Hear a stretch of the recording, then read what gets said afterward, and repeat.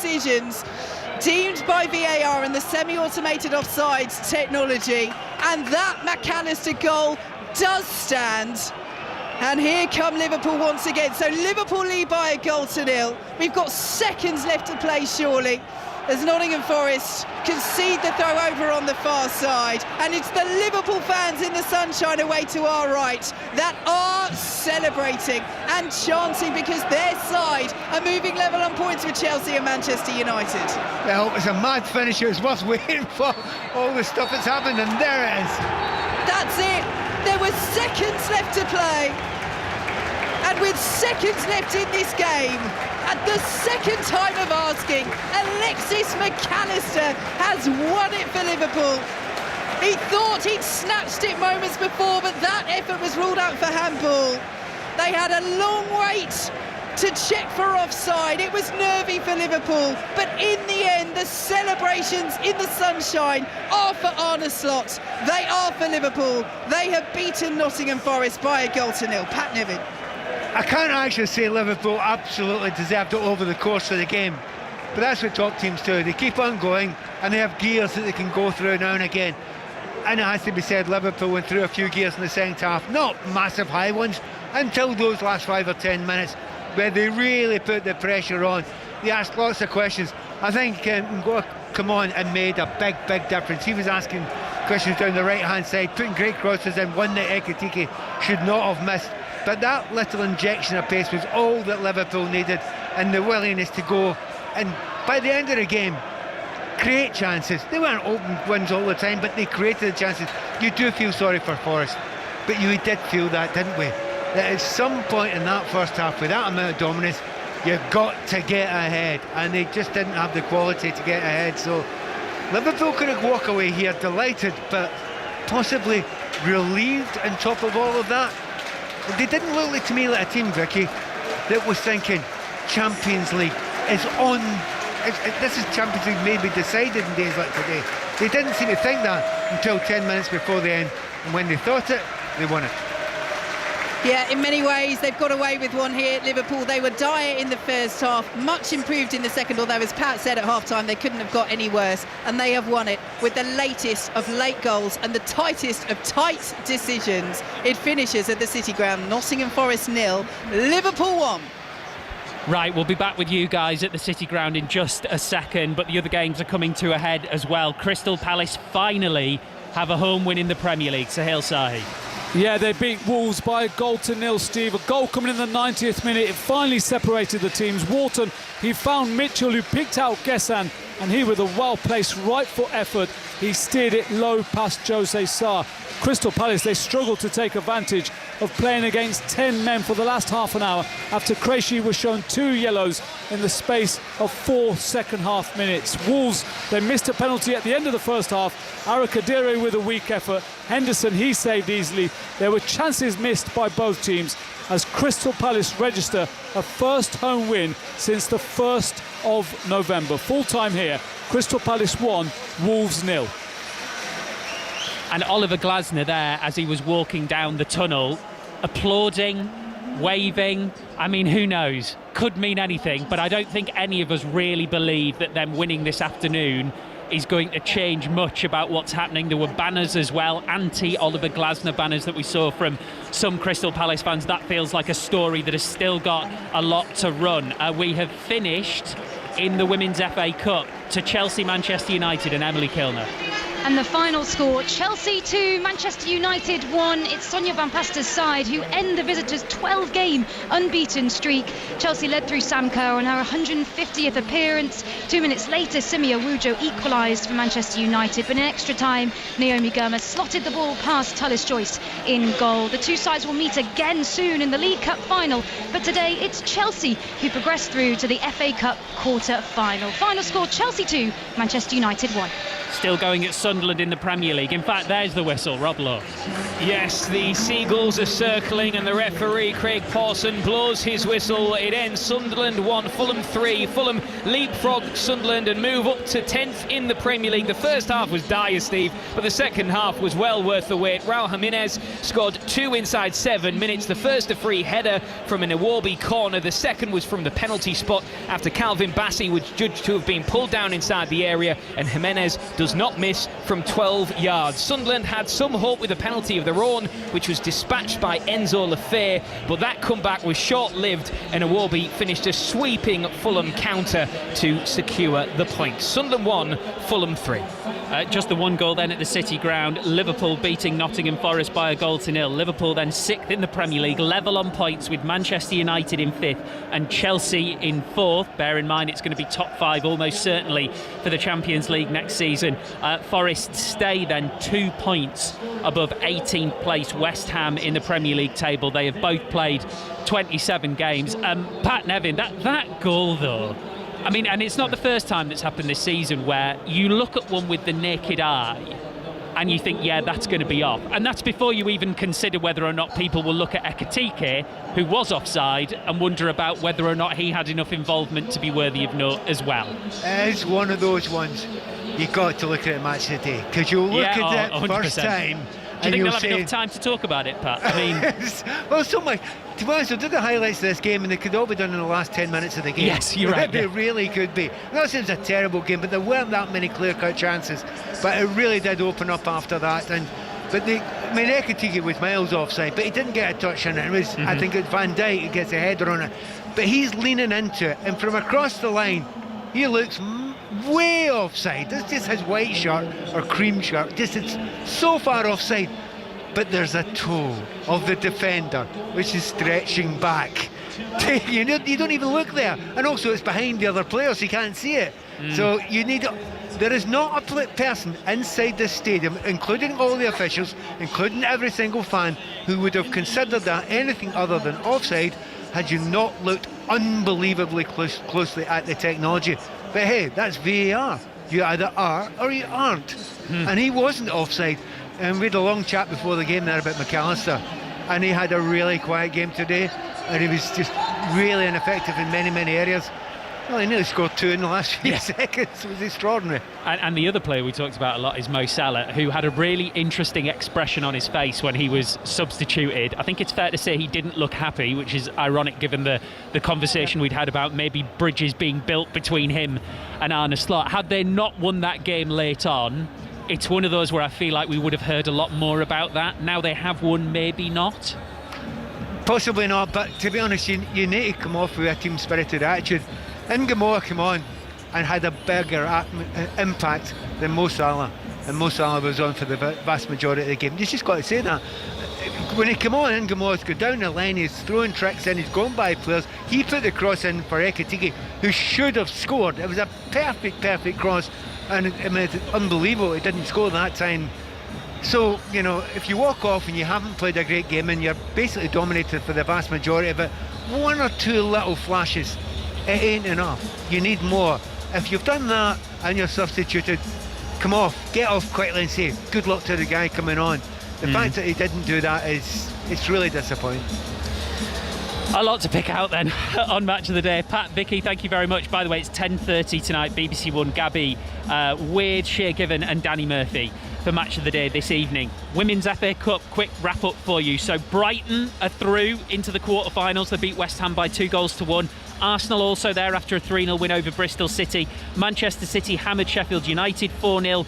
Charlton are through. They won by 1-0 at Oxford United. Liverpool and Everton play each other at 4:30. And in the last few moments, Chelsea have gone through as well, beating Manchester United after extra time. At the T20 World Cup cricket, India are chasing 188 to beat South Africa in the Super 8. A short while ago, India 32 for 3 after 6.1. There's full commentary on 5 Sports Extra. England beat co-host Sri Lanka earlier by 51 runs. At the Winter Olympics, Zoe Atkin won a 5th medal for GB on the final day of the Games. She picked up a bronze in the women's half-pipe.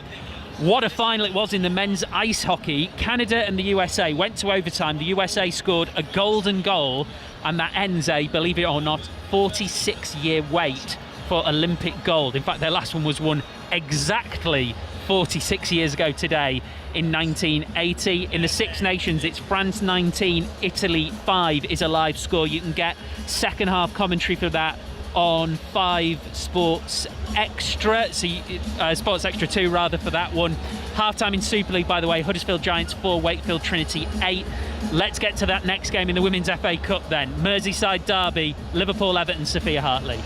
And Liverpool boss Gareth Taylor says he doesn't want a free weekend next month as they aim to make the quarter-final for a second year in a row. Liverpool failed to win their opening 12 games, but after some investment in the January window, they've beaten Spurs and Villa in recent weeks to climb off the bottom of the table. So just one change for them. Mia Enderby comes in for Alice Bergstrom. Standing in their way, local rivals Everton. They've won their past 3 games under interim boss Scott Felon, and in their last meeting beat Liverpool 4-1 at Anfield on the opening day of the season. That good form sees this Everton side unchanged. And in the Scottish Premiership, into the second half, still 1-1 in the games between Celtic and Hibs. Rangers still trail bottom of the table Livingston by a goal to nil. Livingston have only won 1 game all season, but they lead Rangers at the start of the second half. If it stays like that, you will have Celtic third on 55 from 27, Rangers second 55 from 28, and Hearts 60 from 28, still 5 points clear at the top. But a lot of time to go. We're live at the Tottenham Hotspur Stadium. Full commentary on the way in just over 20 minutes time. Full focus then on the North London derby after the news with Lisa McCormick. The voice of the UK. This is BBC Radio 5 Live. Thanks, Steve. The US Secret Service says agents have shot and killed a man who'd broken into the grounds of President Trump's Mar-a-Lago estate in Florida. He's been described as white and in his 20s. Rafael Barros is the special agent in charge of the Miami field office of the Secret Service. The individual was armed with a shotgun and a possession of a gasoline canister. Agents and the deputy discharged their firearms to stop the threat. At this time, no law enforcement personnel were injured during the incident. We want to be clear, the President of the United States was not in the state of Florida. Emails released by the US Justice Department suggest Met police officers provided security for a dinner party at Jeffrey Epstein's New York home in 2010. They were accompanying the then Prince Andrew. The Met police says it hasn't identified any wrongdoing.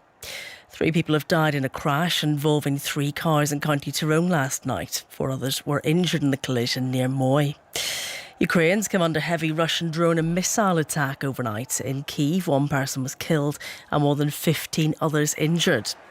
The Education Secretary, Bridget Phillipson, insists planned changes to special education provision in England aren't about removing support. Details of the plans are due to be announced tomorrow. The Conservatives say they have big concerns. Jeff Barton is the former General Secretary of the Association of School and College Leaders. Here we've got an opportunity to talk about the kind of society we want and the opportunity for children to be able to be educated as locally as possible, to have the sense of dignity of walking to school alongside the kids who live in their street. And at the moment, too many of them feel that they're bundled into a taxi and driven to a place which they don't feel they belong. Around 500 homes and businesses in a pasture village are without running water for a 3rd day following a suspected diesel spillage. People in Killen have been warned not to use tap water for anything other than flushing toilets. And the stars have begun arriving on the red carpet for tonight's BAFTAs in London. Leonardo DiCaprio's thriller, One Battle After Another, leads the way with 14 nominations. British hopes include Hamnet, which is up for 11 awards, and I Swear.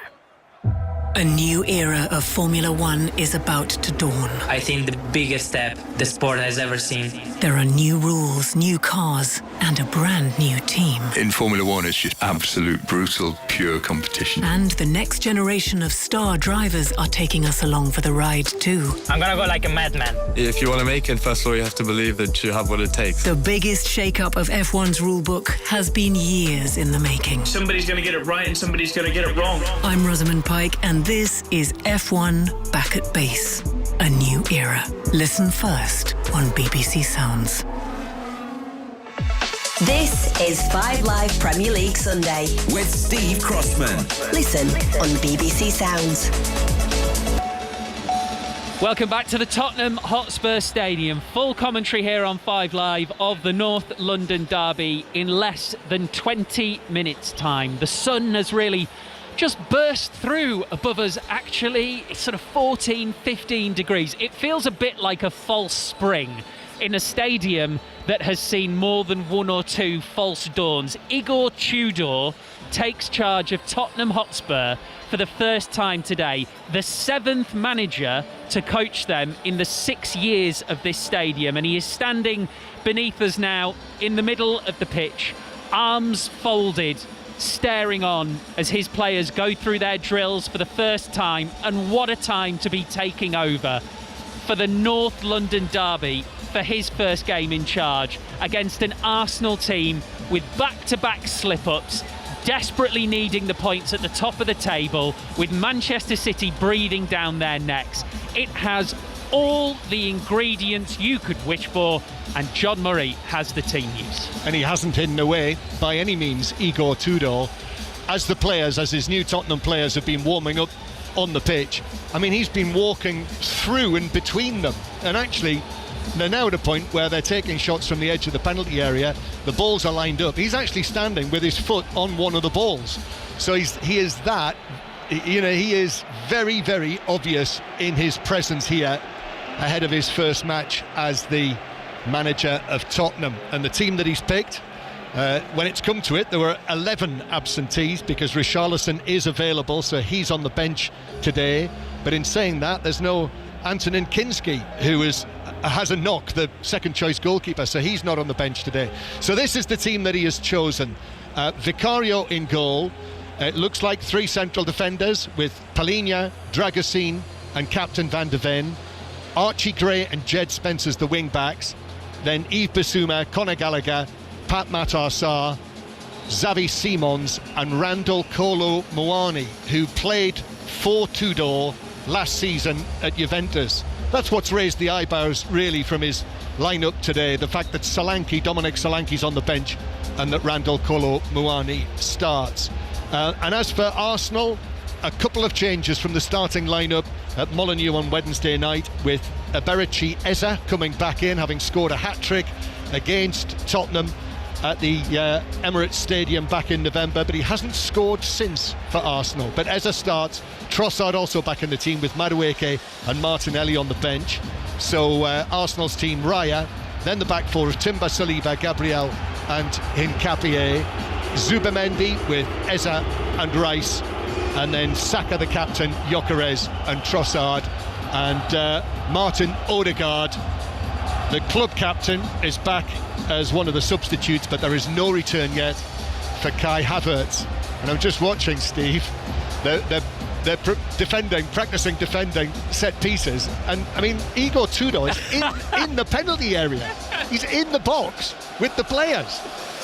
I mean, he was heck of a centre-half going back to he played in the Champions League final for Juve, didn't he? But I don't think I've seen that before. No. The manager, while they're practicing set pieces, is in the penalty area. And Julian Laurent and Clinton Morrison with us as well. Jules, what that is the same drill that we saw under Thomas Frank, where they used to set up, but Thomas Frank was certainly never in the box. No, and I guess it's interesting to see Igor Tudor so involved. I can't really remember in Marseille if he was that much outside, especially during warm-up, or if he's just because he's today, because it's obviously his first game, very important, the derby, etc., and he wants the players to feel his presence somewhere, because he hasn't said anything really apart from a couple of words to some of the assistants and being in the middle of that massive melee of the set-piece defensive there.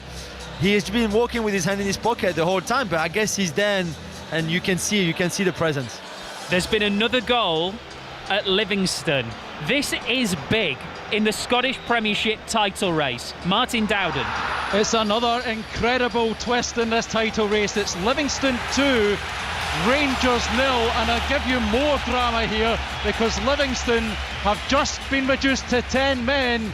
I think it might be the goals. It's Christian Montano, in fact, right in the edge of the box. He sized someone down. Straight red card. It was Lewis Smith who thundered home a second for the home side. They were hanging on, our backs to the wall second half. It's about to get worse for them. Their goalkeeper, Jerome Pryor, has been absolutely outstanding. Rangers facing a monumental slip-up as things stand. Half an hour or so to go. Livingston down to 10. Livingston 2, Rangers 0. Big final half hour there, and at Celtic Park, Kenny Crawford. 57 minutes gone, Celtic 1, Hibs 1, but Celtic are really piling on the pressure as the rain pours down. Ben Needgren with another shot just sailing wide. Celtic 1, Hibs 1. Clinton, the atmosphere here is really starting to build, and we talked about this stadium, and I mentioned the fact that he's the 7th manager, Igor Tudor, to take charge of Tottenham here, going back to Mauricio Pochettino being sacked a couple of months into the time here. That stand to our right-hand side is unbelievable. 17,500. That you could get more fans in that one stand, modelled on the yellow wall at Dortmund, than you can at 2 different Premier League grounds at Bournemouth and Brentford.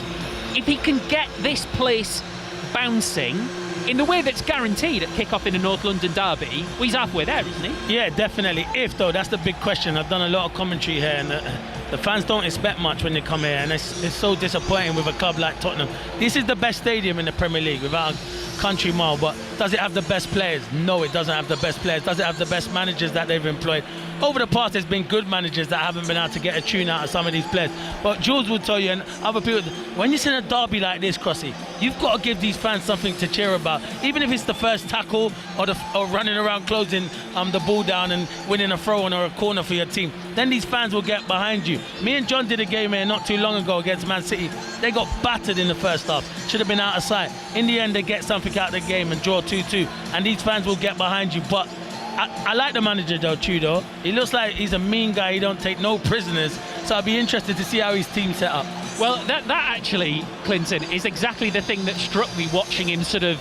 He wasn't strolling around. There was like an ominous sort of tilt to his walk there with his arms crossed. And when he spoke to the media on Friday, it was the same as well. He was like, I'm not here to enjoy myself. I'm here to do a job.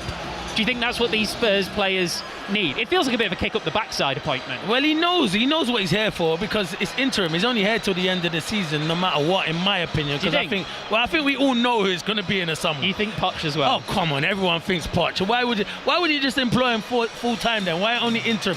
Or is it we have a look at you and see if you can do really well from now? If Poch is going to be here in the summer, that's my opinion. I could get it wrong, but I think we all agree with that. So his stock will be high if he can do a good job here. It's the same, but it's different at Man United, because I think Michael Carrick might have a chance. I don't know, but here Igor Tudor doesn't.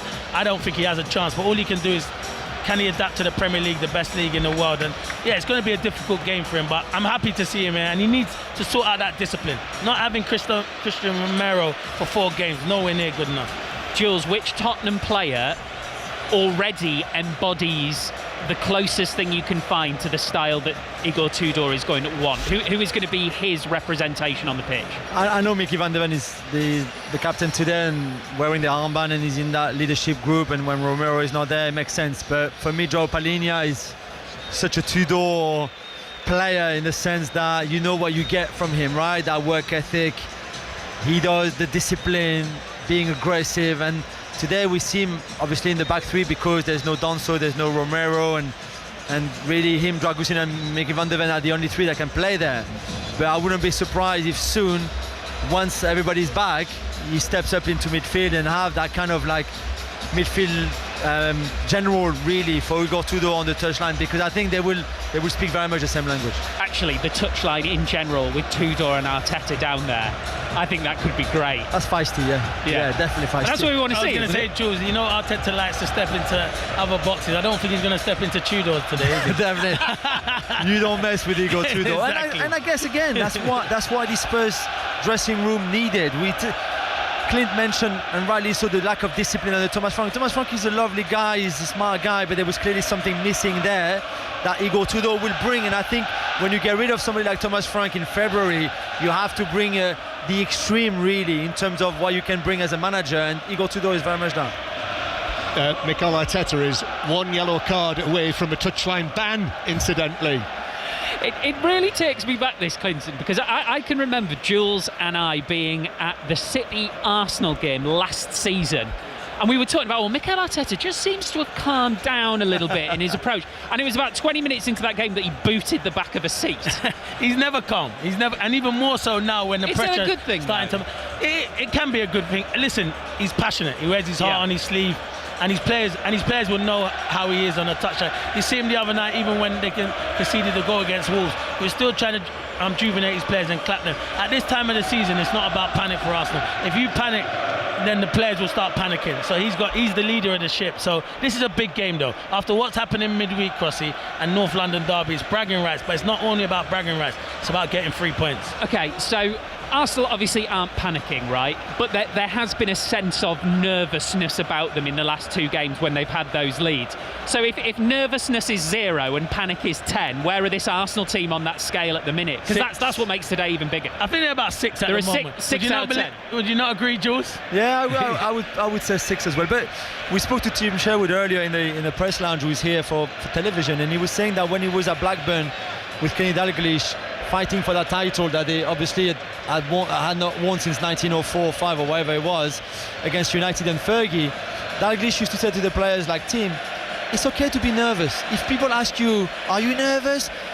Say yes, because you are, but you are nervous because you're in a title race. There's a lot of Premier League players right now who are not nervous because they're not in a title race. For Arsenal, it's okay to be nervous as long as you can manage those nerves, obviously, and don't make mistakes like we saw in that second goal from Wolves on Wednesday. Jules is 100% spot on. Tim tells me that every week I work with him, so he is right. He is right. You should be nervous. It's good to be nervous, but then when you cross that white line, can you go and produce?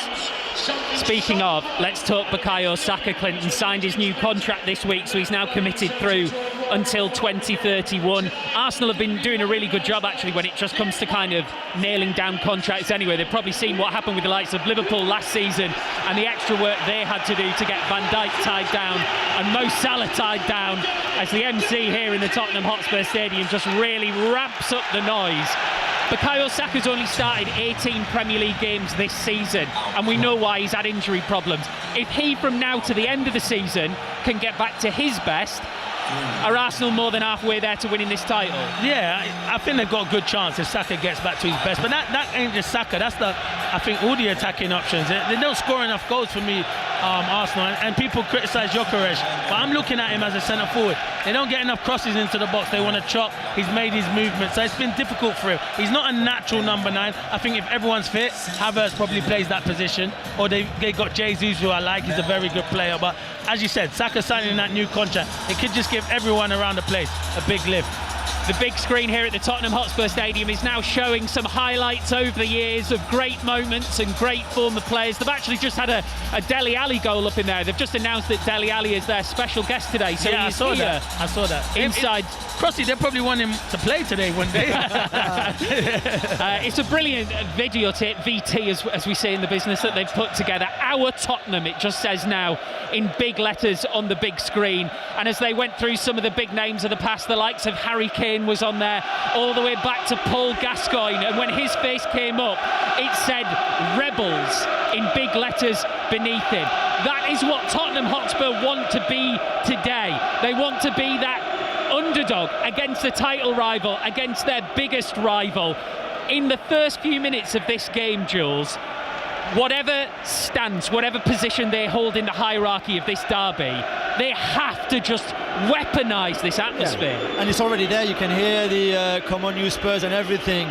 The problem, and we've been here many times this season, is that before the game, it's not so much the problem, is if Spurs don't start well, this will go and quieten very quickly, and that's not what you want. If you Tudor, you want the first challenge to be you win that duel, the second ball you win it as well, the first tackle you go through, it's a foul, it doesn't matter, don't get a yellow card too early. But that's the atmosphere, that's the spirit that Tudor will want from the players, and they have to deliver on that point. It looks like there might be some sort of mosaic being built away to our right-hand side, because I can see those golden and white pieces of paper in that huge 17,500 capacity south stand to our right-hand side. The great golden cockerel is shining in the sunshine just above us as well. The teams are in the tunnel. The banners are down there on the side of the pitch as well. Of course, the famous motto, "To dare is to do." Inside this stadium, which is, it almost feels like they're trying to make it into a destination as much of a home. You'll have more NFL here later this year. There's a go-kart track beneath us for the F1 as well. Zach Bryan's got a concert here coming up, I can see, as it just flashes before of us onside the advertising hoardings. And there now is the mosaic to our right-hand side. It says North London since 1882. The teams are out here. There is a big sign as you approach down the high road which says the Tottenham Hotspur Experience, which has been a wild ride, especially in recent years. And we're ready to roll for the North London derby. The teams are out in front of us. Tottenham way down the Premier League pecking order in recent years against Arsenal, whose gap at the top has been cut to just 2 points. This is absolutely massive. It's Tottenham and Arsenal. More from Julien Laurent to come at half-time. Your commentary team here then, Clinton Morrison, alongside correspondent John Murray. And away down below us, I'm just watching Igor Tudor getting off his seat, looking to his left, seeing Mikel Arteta there, and the two of them come together and give one another an embrace. I watched him, Clinton, walk out of the tunnel, Igor Tudor, and how many new starts have you and I witnessed here over the recent years? So many, John. And it's another one. However, he is exuding calm. He walked out there, he's got that thigh-length black overcoat on, black trousers, soft shoes, arms crossed, and he had the look of a man saying, yeah, I've seen all this before. I'm gonna do the job here. Yeah, and you know what? His record speaks that when he goes to a club, he always starts well, John. So could he do that today with Tottenham? I've always said, and I don't like the word of it, it's kind of a free hit for him, I think, today, because a lot of people don't expect Tottenham to get anything. But inside that Tottenham dressing room, and he'll expect his team to compete with them. I just want to see a better football match than we saw at the Emirates earlier on in the season. They were so passive, Tottenham. They were. But is it a free hit after what happened with Arsenal on Wednesday night? That's what I mean. So the pressure, they'll be saying, well, if Wolves can get something, who are I'm going to say it, who are probably the worst team in the Premier League. The reason I say that is because they're bottom of the table, so that's why it says that. If they can get a draw, why can't Tottenham come and get something against this Arsenal team? But it is going to be difficult. So the teams are out there. It is a lovely afternoon in North London, and we haven't said that too often in recent weeks, but it is. Blue sky above, big vapour trail I can see heading directly over the top of the stadium. One or two pale white clouds, but sunshine on the London stadium, and the Tottenham trumpeter is doing his best to wind things up as listeners to the BBC World Service join us here to the sound of the Tottenham trumpeter. Welcome to you, the many millions from all around the planet who are tuning into us on BBC Radio. This is the 199th North London derby in either League or Cup. And if you remember back to November, the 198th was comprehensively won by Arsenal in what proved to be Thomas Frank's only North London derby as the Tottenham manager. Thomas Frank has gone, Igor Tudor is here. The Arsenal fans, players over in the corner have gone towards their section to hold their huddle as they like to do. Teams are ready. Tottenham, white shirts with the blue trim, blue shorts, white socks. Tottenham with Vicario Ingle, three central defenders, Palhinha, Dragusin and Captain Van de Ven. Archie Gray and Jed Spencer's wing-backs, and Yves Bissouma, Conor Gallagher, Pat Matassar, Xavi Simons and Randall Kolo-Muani. So Dominic Solanke only on the bench. Richarlison is back as a substitute as well. And Arsenal with Raya in goal, Timber, Saliba, Gabriel and Hincapié, Zubamendi, Eza and Rice, Saka, Gyökeres and Trossard. Odegaard is among the Arsenal substitutes. And the match begins. Peter Banks blows his whistle. Declan Rice plays it all the way back to Raya. The Arsenal goalkeeper fires it away downfield. Rice as it bounces to Trossard. Trossard now out to Hincapié, who scored the second goal, his first goal for Arsenal on Wednesday night at Molineux, and it looked as though the job was done, but not so. And Arsenal, to a cacophony of whistles, in possession, going back to the halfway line. Huge match, huge North London derby, and Mickey Van de Ven is straight in on the tackle on Bukayo Saka to launch the ball into the stands. And look at the big cheer you get. I just said it to Crossy and Jules beforehand. Something like that will get the crowd going, and it's only a tackle, but it shows like we're up for it this afternoon. This match has great meaning at both ends of the table. Tottenham are 4 points above the relegation zone. Arsenal are 2 points above second place Manchester City, who will be watching on avidly. Arsenal in possession. They did all they could, Manchester City, last night, Pep Guardiola, everyone, to send out the message that we are on your tail. Now Arsenal have to respond. Here is Saka, centre field, under pressure, having signed his new contract now. We've known for a while it was coming, but confirmation this week, and here he is, the captain with Odegaard on the bench. Saka begins to cut infield. Here is Eze, hat-trick man in November, but he's not scored since for Arsenal, believe it or not. Then Gabriel, out to the left-hand side, to Trossard. He's had one or two fitness issues recently, but back in the starting lineup. He is on a lengthy spell as well, Trossard, without having scored a goal, not in his last 12 appearances. He scored the opening goal against Tottenham in November. Spurs win it back, then give it away. Eze, back to Saka, still in the Tottenham defensive third. Saka challenged by Van de Ven, cheers again for Tottenham. Spence takes it away, and it's just took out of play, taken off his toe by Zubimendi. Tottenham 0, Arsenal 0. This is 5 Live's Premier League Sunday. World Service listeners are with us as well, and you can listen via the BBC Sounds app. We are also very closely watching the Celtic and Rangers matches. 3 o'clock kickoffs, both dramatic, and it's Celtic Hibs we go to first again, and Kenny Crawford. 74 minutes, still Celtic 1, Hibs 1, but Celtic down to 10 men. Austin Trusty given a red card for something which happened in the box during a corner. It went to VAR, he was given a red card. Celtic 1, Hibs 1. And to Livingston Rangers, Martin Dowden. Still Livingston 2, Rangers 0. Livingston down to 10. Rangers huffing and puffing, but they can't blow this house down. It's 2-0 Livingston. What a scoreline that is, what a storyline that is. As Arsenal look to attack with Trossard on the left-hand side. 0-0 here in the early stages. Sun glinting on the top of the Tottenham Hotspur Stadium as Arsenal go back towards the halfway line. So 0-0 on 5 Live. The T20 World Cup is on Sports Extra now, part of our choice of listening.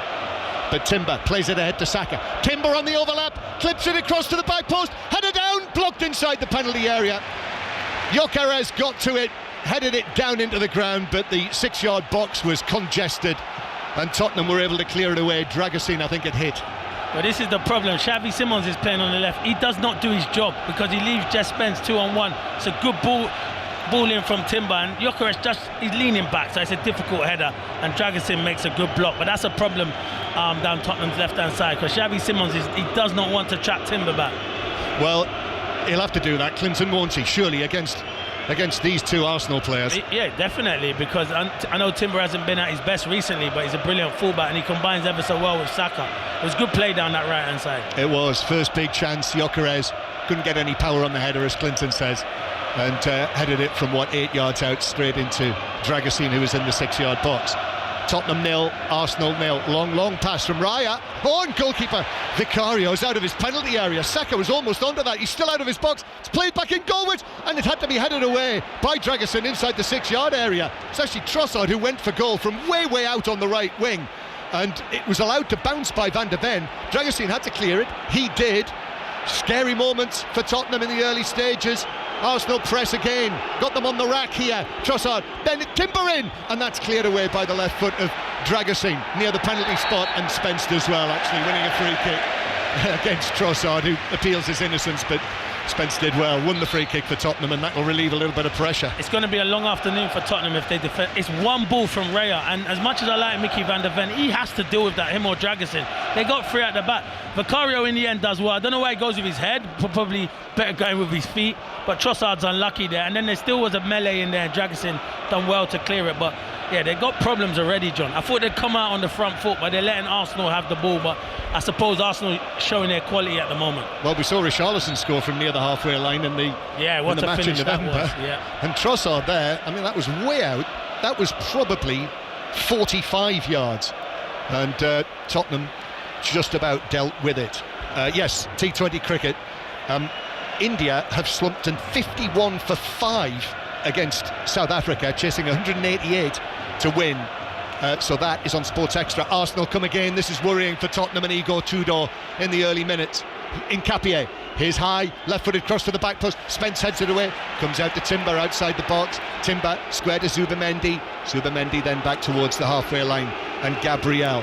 Tottenham have lost their last 4 against Arsenal in the North London derbies. And indeed, Arsenal have won 6 of the last 7. It's a real period of domination that Arsenal have had, and in the first 6 minutes of this match it's been domination from Arsenal. Timber to Saka, Tottenham on the back foot again. Saka cutting infield, plays the ball back centrally. Gabriel on his left foot, just touches it out towards the left-hand side. Declan Rice is there. Tottenham sitting right off Arsenal, and the Tottenham fans sense that the team needs their help, hence the chorus that you can hear inside the ground here. And actually just watching Igor Tudor down there just puts his palms apart as if to say, come on. And here come Arsenal. Gyökeres with a shot across goal. That was so close. He cut inside the defender, right foot shot, and that was narrowly wide of the foot of the far post. This is going to get out of hand for Tottenham. Nowhere near good. They got 3 at the back, and Gyökeres is the one striker. He turns Dragusin. He wants to come into his right foot. Send him down the line, Dragusin. Once he comes into his right foot, he's unlucky, Victor Gyökeres. You know what he does? He strikes through it, John, instead of trying to bend it, and it's always going wide of Vicaria's post. But it's only a matter of time, it looks like, before Arsenal take the lead here. Yep. Which, and we've got a stoppage here. Declan Rice is in discussions with Peter Banks, and he's pointing to the far side of the pitch. Is it? And Declan Rice is now running across here. Hincapié is there, and no, I think it's something off the pitch, because you can see the linesman on the other side. The referee going over there. Yeah, the assistant referee is off the pitch, and there's what I'm assuming is some sort of technical operative who is sitting on the other side of the advertising hoarding, so this might be a technical issue.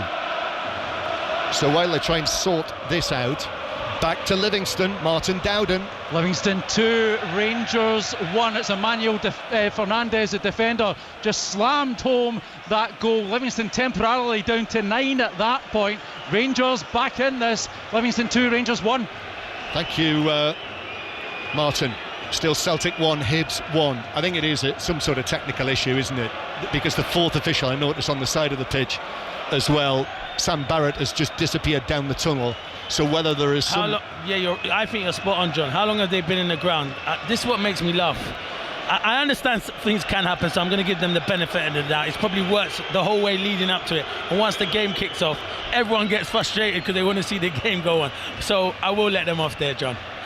Clinton, have you ever had any experience of using anything technical? I'm not good enough for technical stuff, so that's why I don't know. That's why, because I do own a laptop. I don't know how to turn it on, John. Has it ever let you down? It's let me down all the time.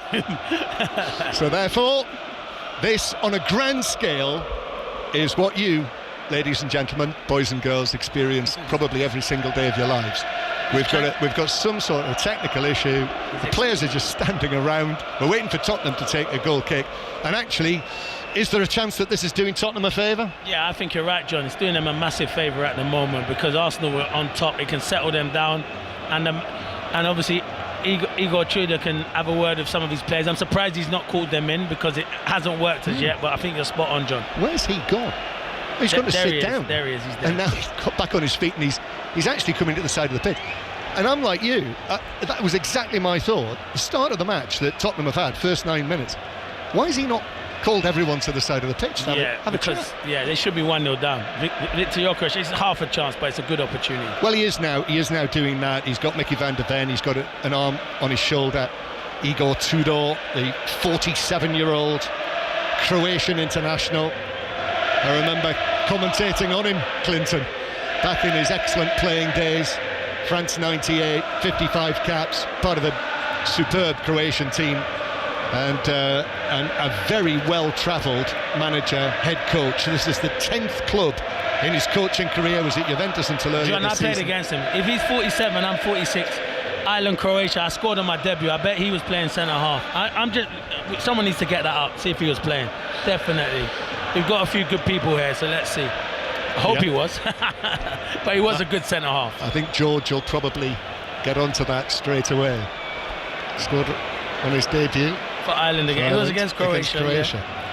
Still, the wait goes on. John, can they not inform us or the crowd of what's going on? That's better. Going it's frustrating. Yeah, I mean, it's we are completely in the dark as to what's going on. Mikel Arteta has just walked across. The referee now is on the side of the pitch here.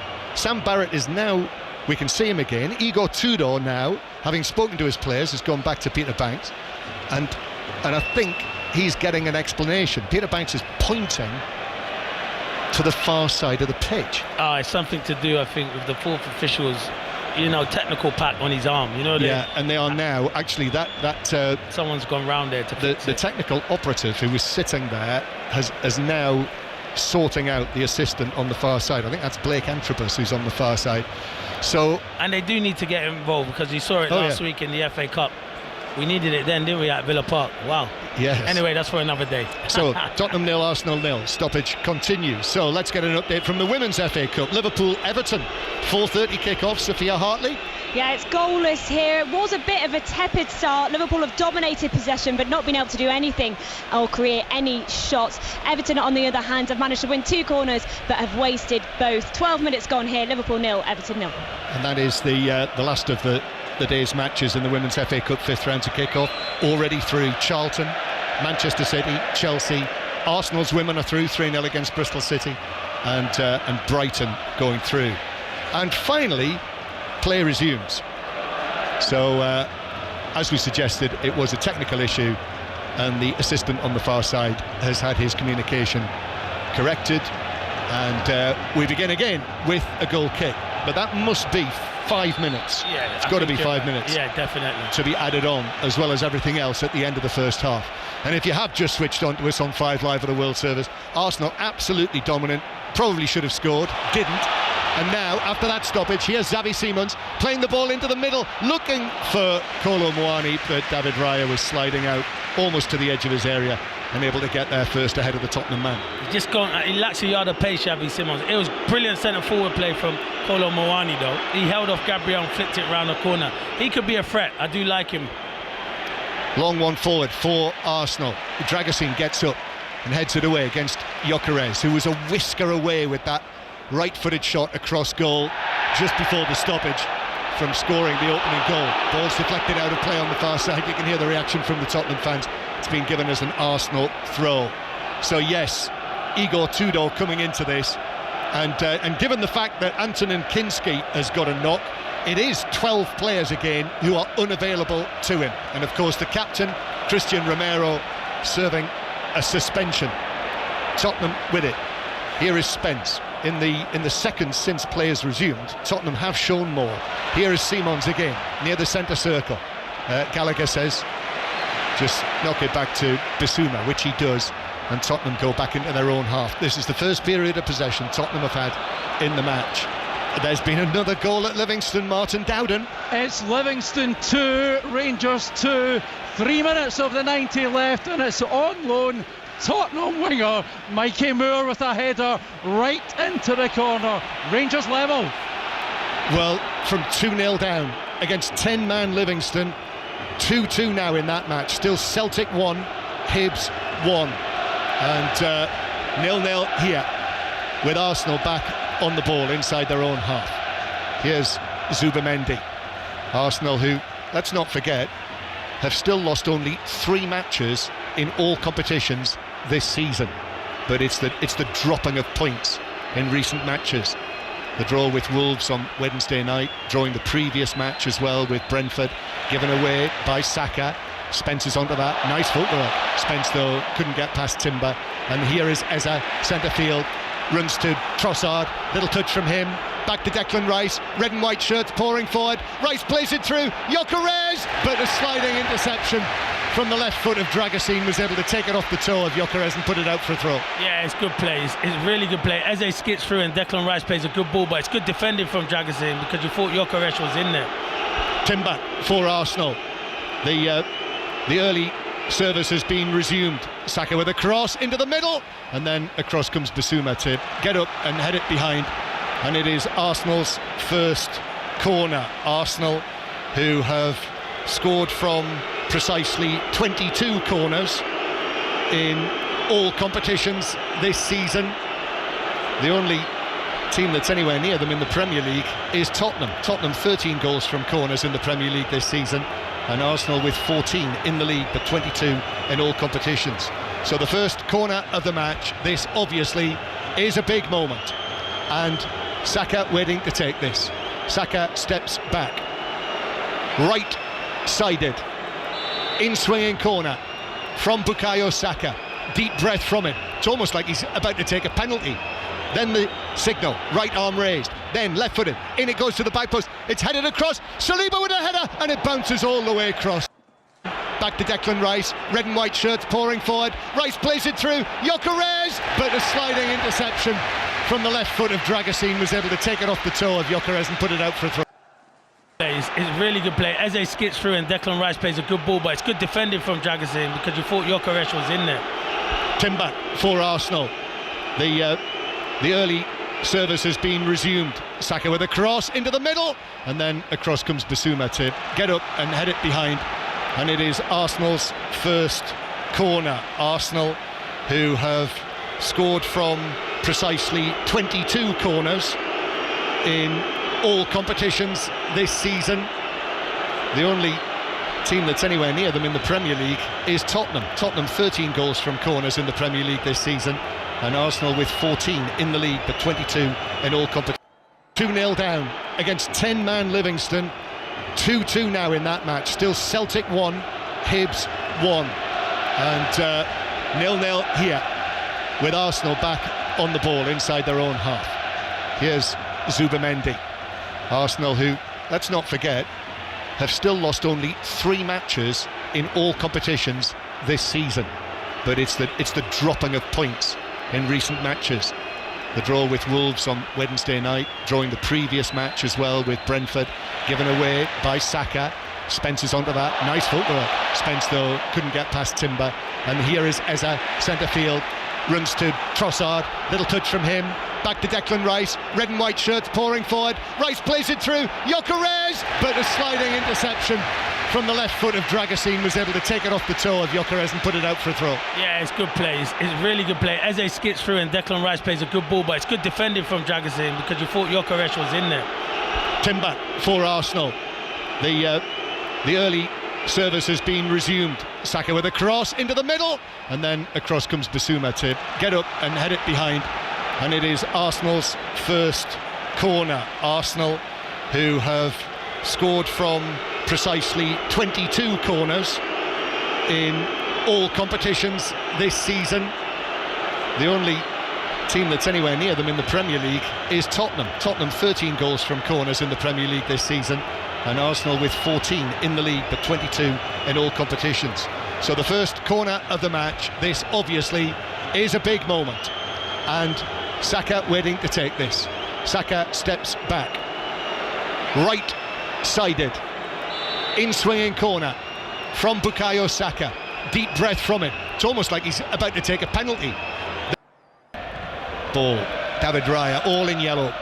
Long downfield from him to the halfway line to Gyökeres, who under pressure gives it away to Palhinha. Palhinha works it forward, and then Simon's in on the challenge. The ball bounces away, but Raya's going to be quickly out of his penalty area to get there first, ahead of Conor Gallagher, and plants it out of play, almost right on the halfway line. It's a good starting position from Raya, and he's quick as well, by the way. I know Conor Gallagher's not the quickest, but it was a good opportunity. You thought he was going to get there, but good goalkeeping from Raya. He's one of the most nimble goalkeepers. Yeah, he beat a player on the pitch once. I remember at the Emirates, it might have been, I'm not 100% sure. Spencer's challenge on Bukayo Saka, who's left on the seat of his pants, and it's a free kick to Arsenal just inside their own half.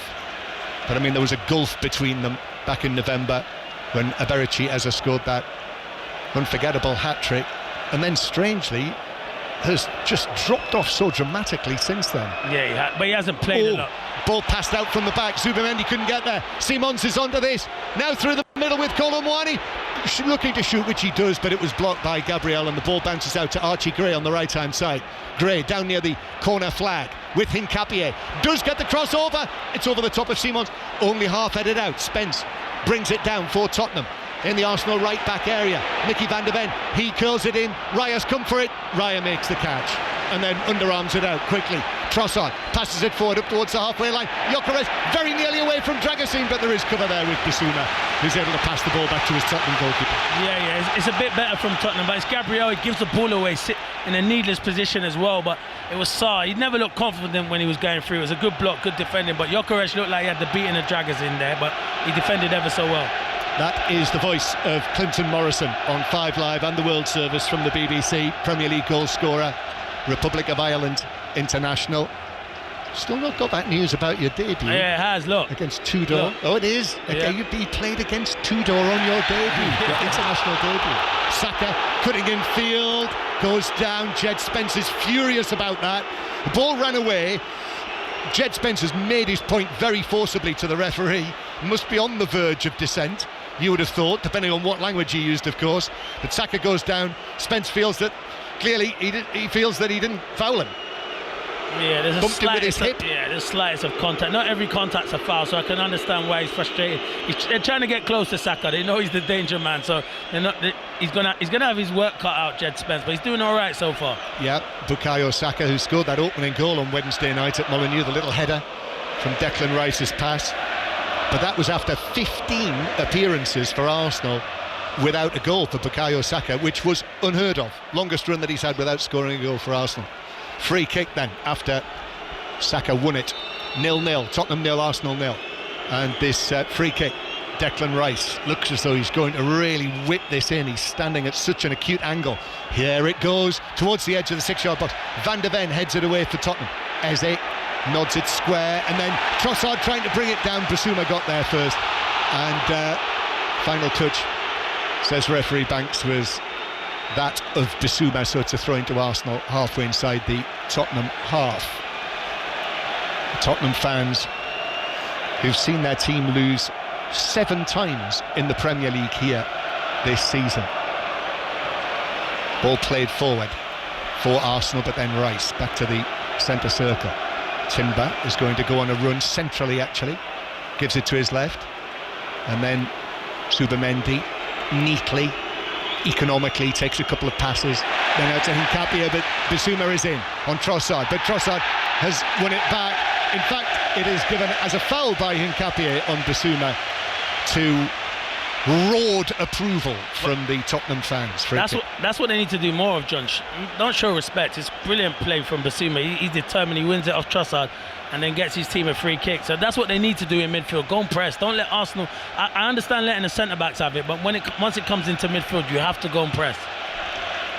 Free kick to Tottenham. Long and forward it goes from Palhinha. Jed Spence, very tight. Timber, who's able to do enough to make sure that Spence can't control it. Then it's played for Gyökeres with a flicked header, looking for the run of Trossard, but Vicario out of the penalty area. Dragusin was trying to see it back to him. Vicario had to come out of his penalty area and with his right foot launched it away downfield. A little bit of uncertainty there between the two of them, but they managed to clear it. Now Sarr, after Tottenham take the throw. Van de Ven infield towards Dragusin, the Romanian, with his hair tightly tied up on top of his head. Long pass from him, but over Colomwani. That'll go all the way through for a goal kick. Tottenham 0, Arsenal 0 here in North London, and the full-time whistle has gone in Glasgow. Kenny Crawford. The full-time score, Celtic 1, Hibs 2. Celtic started the day 6 points behind Hearts, and that's how they'll finish it. Felix Paslak's header put Hibs ahead. Negrin equalised in similar fashion. Celtic defender Austin Trusty was red carded for lashing out on 74 minutes, and 19-year-old Coventry City loanee Kai Andrews steered in a wonderful winner for Hibs. Celtic 1, Hibs 2. Well, this is very much the title race that keeps giving in Scotland this season. Livingston Rangers, it's not over yet. Martin Dowden, is it with you? Still 2-2 here. We've played over 9 minutes of injury time. Mikey Moore thought he had a late penalty for Rangers. It was found to be inches outside the box, but hanging on Livingston here. 2-2. 2-2. If it stays like that, Hearts would have a 4-point lead at the top of the table, and Celtic now 54 points, so 6 points behind Hearts. I think they got a game in hand, didn't they, Celtic? Yeah, they got a game in hand still, yeah. But that's a bad result, that is, John. Yeah, after their defeat against Stuttgart on Thursday night, which did not go down well. So a little later on, I'm sure we'll bring you Martin O'Neill's thoughts on that.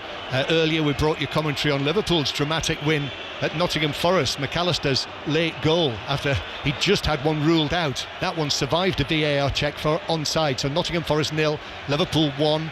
Crystal Palace 1-0 winners against Wolves. A late goal from Guessand, and also Oliver Glasner, the way that he was applauding as he left the field. I'm sure we'll hear more from Oliver Glasner as well. Kolomwani bringing it forward and then brought down by Timber. They were covering defenders, middle of the half, but that's a yellow card for the Arsenal right back for the foul on Kolomwani. Yeah, it was sloppy from Timber before that. It's a poor passing, and then he just feels like he has to get back at Sarr. He now needs to be careful for the rest of the game. Yes, and that is the first yellow card of the match that we've had at this North London derby. Tottenham 0, Arsenal 0. And also earlier, very good win for Fulham, 3-1 at Sunderland. Sunderland losing at home for just the second time this season after their defeat against Liverpool. Also Sheffield United 2, Sheffield Wednesday 1 in the derby there, which confirms Sheffield Wednesday's relegation. So more on all of that at half-time, and of course on the football pages of the BBC Sport website and app, where you can read all about it. Free kick then after that foul by Timber. This to be taken by Xavi Simons. Arsenal hold the line on the edge of the area. It's hit long, very long, maybe too long. Dragusin tries to head it back in. No, the flag was up on the far side. What is that? What is that? You're in a dangerous position and you're floating it to the back post. Whip it towards the goal. So frustrating when I watch football nowadays. But anyway. There we are. Back to Livingston, Martin Dowden. Full-time Livingston 2, Rangers 2. Mikey Moore's late leveller earning a dramatic point for Rangers in this quite staggering title race. 10-player Livingston denied just a second win of their campaign. The gap to Hearts now 4 for Rangers. They host Celtic next weekend, 2 points above them. Livingston 2, Rangers 2. Thank you very much, Martin. Arsenal passing it out after the goal kick. Brought forward by Saliba. Gives it to Saka. Timber pushing up the right-hand side as well, and then cutting back, and Tottenham drop all of those white shirts back behind the ball. Almost half an hour played, still 0-0. Arsenal with all the big chances so far, but not able to take any of them. Eza is tackled by Palhinha. Comes back into Arsenal's possession though, Declan Rice, and back into the centre circle to Gabriel. Gabriel just shuffling it forward, turning onto his left foot, playing it square, and Arsenal content to have possession in the central third. In the Six Nations, France 33, Italy 8 was the full-time score today, and the Super League is on Sports Extra 3 if you want to follow the commentary on Huddersfield against Wakefield. Zubimendi, still Arsenal in possession. Saka in danger of being dispossessed, goes down, wins a free kick against Xavi Simons. Wasn't a great deal in that, and that got him out of trouble. It did. He did foul him though, Xavi Simons. I think him and Mickey van der Ven, what they're doing is they're going tight. You can see they're going really tight, and Igor Tudor's telling his team to get up the pitch. They're not getting up the pitch though, John. That's what he's saying to him. You can see in motion. He wants his team to get higher. It is difficult sometimes because you're against a good team, but go and get higher.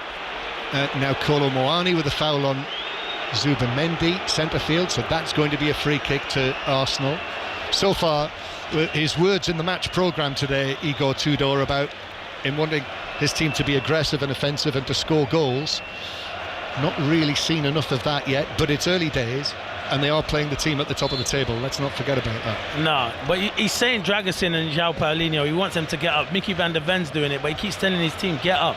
Saliba takes the free kick. Hincapié forward to Gyökeres, then infield from Trossard. Hincapié has continued his run, bounces away though for Tottenham, and for Archie Graves able to turn and volley it towards the halfway line, where Gabriel just touches it away from Kolomwani, but Tottenham win it back. Good industry from Kolomwani, not letting Arsenal settle on the ball, but it goes backwards all the way to Vicario.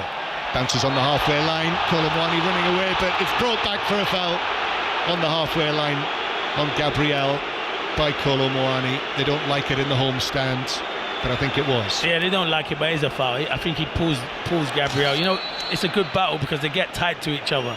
But I'm looking at it, Gabriel's pulling his shirt as well, but the last tug was by Kolomwani. Did finish in the Super League. Huddersfield 16, Wakefield 18, incidentally. Arsenal fire it long and forward to Saka. He's got two men on him. Spence and Bissouma are both tight. Managed to deflect it out for a throw. It's become a little scrappy. Timber with the throw, level with the edge of the penalty area. Tottenham like that, John, though. Yeah. They like that. The disruptions helped, I'm certain. Throwing taken, Zubimendi swings it across the penalty area, headed away by Palhinha, shot from Ezra on the edge of the box, that's blocked inside the penalty area, back to Timber, into the last 15 minutes of the first half, still waiting for the opening goal. Saka wins the ball against Sarr, Saka pulls it all the way across, Ezra with a touch, Ezra drives it in, he's scored against Tottenham again, hat-trick at the Emirates in November, now the opening goal against Tottenham here in their home stadium. What about that? He has not scored in the whole of that time from November until now, and it's Eza again, and it's Tottenham 0, Arsenal 1. You couldn't write it, could you, to be fair? And you know what? Credit to Mikel Arteta, because he easily could have said, I'm going to play Odegaard or Saka in the 10, Madueke on the right. But he plays Eze, and that's what you do. You play him, he'll deliver against a team who wanted to sign him. It's good play from Saka. He does get fortunate because Sarr looks like he wins it. Lucky ricochet. But once it comes to Eze in the box, it's a good finish. It's a difficult finish, and he finishes ever so well. They get fortunate, though, because Saka does get a bit of luck on that right-hand side, John, but good finish. Yeah, and they ended up, didn't they, with Saka against Sarr. And yeah, it just he was, as you say, Clinton, he was unlucky, Sarr, as the ball was played past him, just bounced in between his legs, trickled through. A little touch from Saka, excellent persistence though, and he played it across a packed penalty area. Eza took one little touch, didn't he, with his right foot, which knocked it up in the air, and then he was able to finish quite simply, really, to make it 1-0 to Arsenal. And after everything that happened in midweek, all of the accusations and the suggestions that Arsenal were losing it, really, well, here they are, 1-0 up. And Eza, finally, long wait, almost all winter long, scores his 6th goal for Arsenal.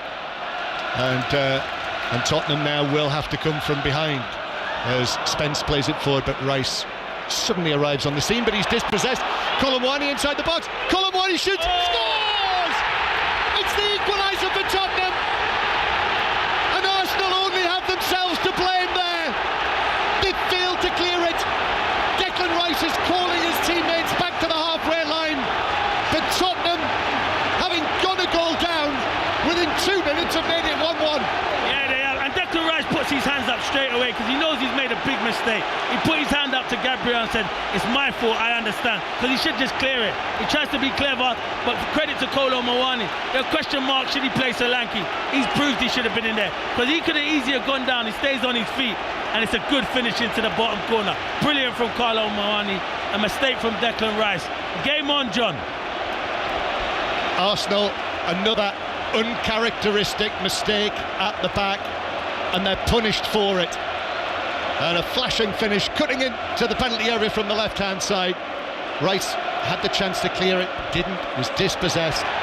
And the low finish from Kolo Muani, which was a big call by Igor Tudor. I don't think many people coming here today would have expected Solanke on the bench and Kolo Muani in the team, but he's the one who scored the equaliser. It's a good finish as well. He stays on his feet and he shows good strength because Saliba's in the back of him, and it's a good finish. He hits it so early, that's why Raya can't get down to it. So Tottenham 1, Arsenal 1 as half-time approaches. 10 minutes to go. Flurry of 2 goals in 2 minutes. Saka now into the penalty area, but Jed Spence is able to take that away. He hasn't cleared it completely. Zubimendi back to Saka.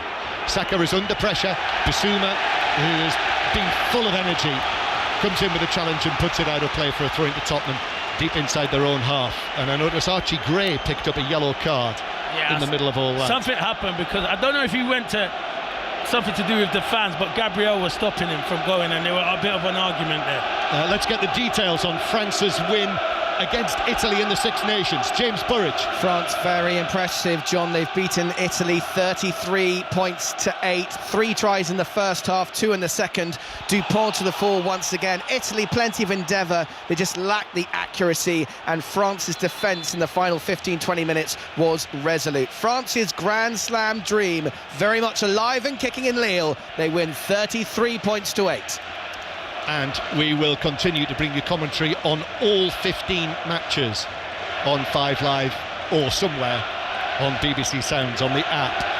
An opening goal in the Merseyside derby Women's FA Cup tie. Sophia Hartley. Liverpool lead in this derby. A cross into the box from Kerry Holland into the far post. Mia Enderby gets the touch and it trundles in from a very close range. However, Enderby has gone down. She's receiving medical assistance on the pitch. A stretcher has been brought out. Liverpool 1, Everton 0. Into the last 10 minutes of the first half. Long pass forward for Saka. Might have a chance here. Vicario comes out, makes the block. And the Tottenham goalkeeper was able to deflect it away and behind. It's just a simple ball from inside the Arsenal half. Polina chasing. No, I tell you what, it's you know who it is, John? It's Mickey van der Ven. Everyone tells me he's one of the best.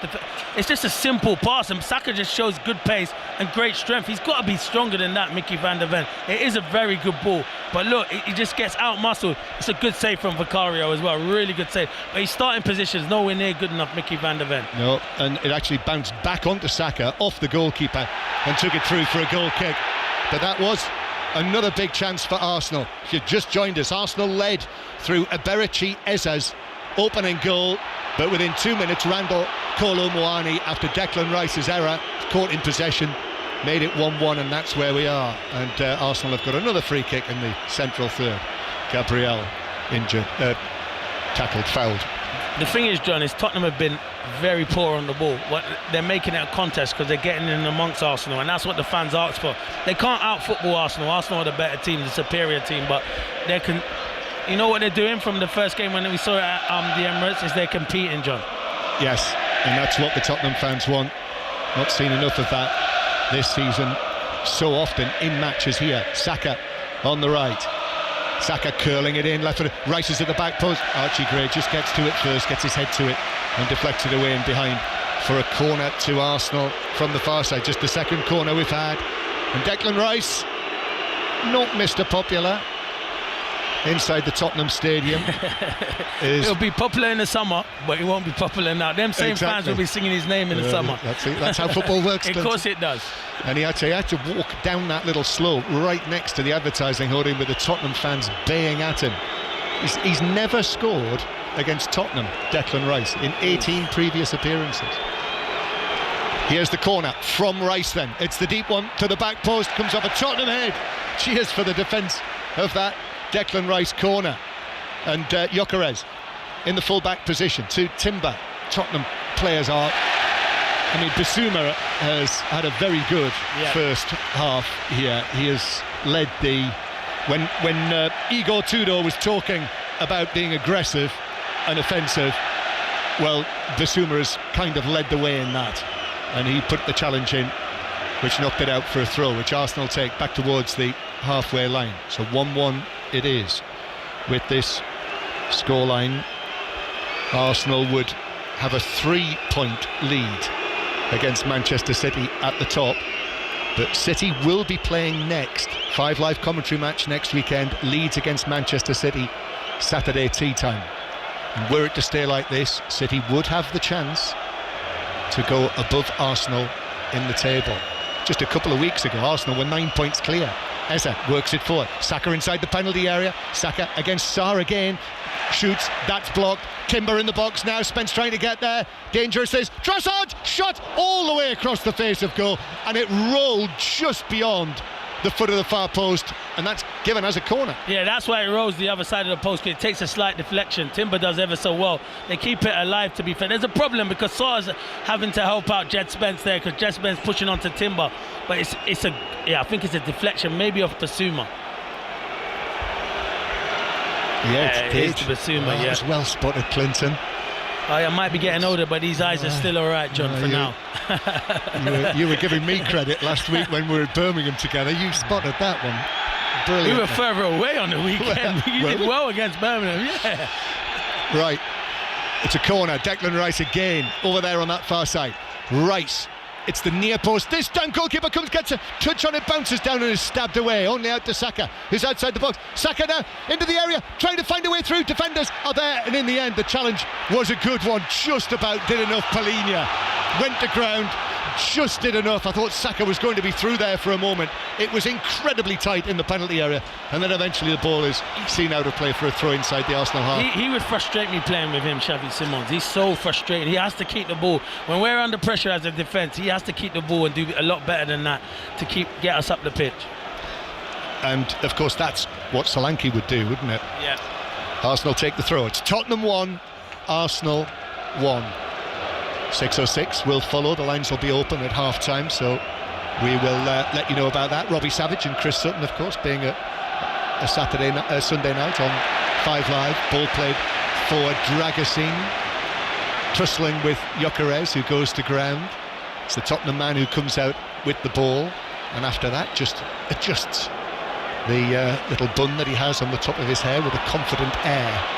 Here's Spence down the left wing for Tottenham. 3 Arsenal players are there, and it's Saka who puts the challenge in to knock it out of play. Throwing level with the edge of the Arsenal box. Well, the first half that we've seen here, and we've got 3 minutes of it to go. Tottenham are attacking here, latter stages. If Spurs were able to nick a goal here and go in 2-1 up at half-time, that would not be a reflection of what we've seen, but it's certainly a possibility. And Dragusin's been called across. They like this. A warm applause.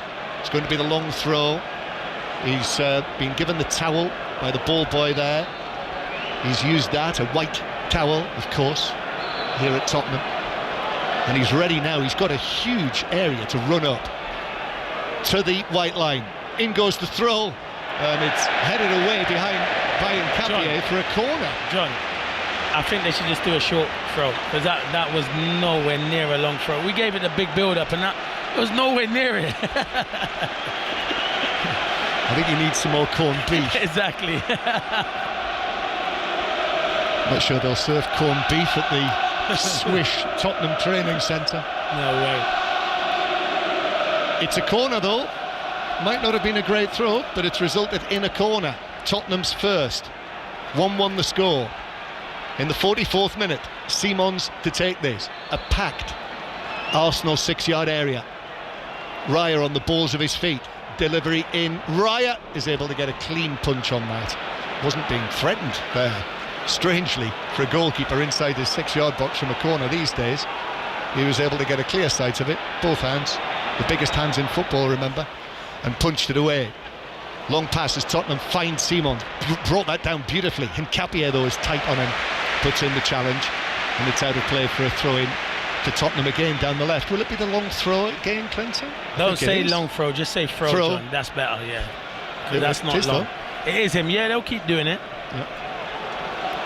Well, he's looking there as if he's dropped the ball and he's rubbed his hands together as if to say I wasn't quite right for that last throw. But you can see where the players start though. No one's at that near post, are they, John? If it does come in short. Well, he's given a signal. Right arm raised. Here's Dragusin. A long throw. This is better into the near post, but that's headed away by Nkapie for Arsenal. Gyökeres challenging, battling for it with Bizuma. It comes out though for Tottenham. Simons. Now Dragusin, who's still up there. Right-footed ball. Raya's come and he catches that at the very height and then launches it downfield. The Arsenal goalkeeper for Gyökeres, but Archie Gray was right there with him. Forward then from Jed Spence. But Arsenal are able to take possession of that quite comfortably, and we will have 8 minutes of added time. And if you're wondering, that was after a long interruption early on in the half for some sort of technical problem with the officials' equipment as Arsenal come forward. Nkapie, Trossard, all right-footed. The Belgian carries it infield, then cuts back. Palhinha went with him, then comes inside again, and then passes it square to Saliba. And now Timber out here to Saka. Saka against Spence. Saka then back to the edge of the area to Timber on his left foot. Just touched it back as Simons blocked the attempted ball forward. Saka now again to the byline. Spence puts in the challenge. It bounces away for what is given as a goal kick. Arsenal wanted a corner, but they weren't convincing, and I think the referee Peter Banks had a good sight of that, so it remains 1-1, and it's back to Liverpool-Everton in the Women's FA Cup. Sophia Hartley. And Liverpool doubled their lead, a set-piece long free kick into the box and another shot fumbled in at close range, this time by Bita Alonso. It's Liverpool 2, Everton 0 with 3 minutes of added time remaining. I mentioned that India was struggling against South Africa in the T20 World Cup. We can go there now and hear from Henry Moran. The game was finished, and it is a mighty victory for South Africa by 76 runs. Put India under real pressure in this Super 8 phase. They're going to have to win their remaining 2 matches and win big. This 100,000-seater stadium almost empty by the end. India lose by 76 against South Africa. After earlier England beat Sri Lanka by 51 runs. If you were listening to that earlier, which I know you were, Clinton, as Rice wins a free kick in the central third of the field. Yeah, I didn't think England had enough, but they bowled ever so well. They've done ever so well. So yeah, good result for England. Tottenham 1, Arsenal 1, 5 Live and the World Service. More on that at half-time. Steve Crossman is here with us. John Bennett will be in the World Service studio as Arsenal go all the way back to their goalkeeper. And as well, more on the earlier dramatic matches, certainly in the Premiership in Scotland. Wins for Hibs against Celtic, and it finished Livingston 2, Rangers 2. Also, Crystal Palace, Liverpool and Fulham, winners of the 3 Premier League matches. Interviews to come. Long ball from Gray, Colomwani with Gabriel, and Tottenham are claiming that that was a foul by the Arsenal man. He would have been cleaned through. He went down. Arsenal break down the other end. More on that in a moment. Saka, though, into the penalty area, takes it wide. Then the attempted cross is blocked by Van de Ven, and Colomwani has now got to his feet and is running back towards the halfway line. Did they have a case, Clinton, Tottenham? It's a foul. Gabriel doesn't look at the ball. It's Eza, though, who shoots as he slips and sends the ball well wide. He don't look at the ball once, Gabriel. He's looking at Kolo Muani, and that's why he's right to go to the referee and have a word with him. He's not looking at the ball. He makes a running back. Look, never once is he looking at the ball. He's just looking at Kolo Muani. Look, so he just try. There's not contact, but he does pull him a little bit. For me, it's a foul. It's a foul. Gabriel's not looking at the ball. Look, his eyes are on him, John, all the time. Look. And I think it's the arm. There's not enough to give a foul, so that's what I'm trying to say. But you can understand why he's gone down. If it was given as a foul, though, that was a red card. Yeah, exactly. And so maybe Arsenal it's the right decision in the end. Because there wasn't enough contact to give it as a foul. But I can understand why they feel aggrieved. I mean, you made me change my mind quickly, John. I said foul, and then you looked at me, and I was like, all right, not a foul. You've been doing this for years. But that is one that comes down to the referee on the pitch, isn't it? Yeah, of course. The referee's call on that is all important. Yeah, and his decision is the one at the end. The VAR wouldn't get involved in any of that. Because now, with VAR as it is, I would find it highly unlikely that they would, unless they absolutely have to, unless it was clear or obvious. Arsenal coming forward. Rice tried to pass it to Gyökeres, but it was slightly behind him, hit the heels of the Arsenal number 14, bounced away, and Tottenham have got it back. Yeah, I still think he can do better. You're right, John, it was a bit behind him, but he runs at 100 miles an hour. He needs to slow down. He was in there. As Dragusin is running the ball away, but Gyökeres is going to win it back off him, and he finds Eza, and Eza now to Trossard in the area against Palhinha, goes past him, the ball runs free, and Vicario is able to pounce on it, the Tottenham goalkeeper, in a rather relieved way, because Trossard there was so close to being through the final challenge, but ran away, and it remains 1-1, as at the other end the perhaps fortunate Gabriel heads it back to his goalkeeper Raya. Back to the Women's FA Cup and to Fia Hartley. Yeah, half-time here, and Liverpool lead 2-0 heading into the break. Mia Enderby got the opener in the 34th minute. Nothing glamorous, a shot very close at range, assisted by Kerry Holland, and it looks like she did sustain an injury in the process, being stretchered off immediately. The second came 6 minutes later, another shot inches out from goal off the set piece from Olsen. Half-time here, Liverpool 2, Everton 0. Saka playing the ball across the edge of the penalty area. Hincapié gets it down, but it wouldn't come down for him. Went for the shot, and it was blocked away by Palhinha behind to the left of the goal for an Arsenal corner in the 6th minute of added time. After 8 were shown. What we're thinking, John, to be fair, credit to Tottenham so far. They defended these set pieces ever so well, because Declan Rice has put good balls in, and so has Saka. on this other side. So they've done ever so well so far, apart from the one opportunity where Saliba should probably do better. Yeah, but they have restricted Arsenal to 3, and the facts and figures show that if you keep conceding corners to Arsenal, sooner or later they'll get you. So deep in added time, in front of the south stand here in the Tottenham Stadium. Rice with the corner for Arsenal. Here it is, curling another ball. Vicario comes on the stretch, crowd of players, bounces out. Eza on the edge of the area. Kolo Muani was able to get there as it bounced up. Saka heads it forward. Saliba then just lifts it with his left foot to the edge of the D, where it was headed away by Dragusin.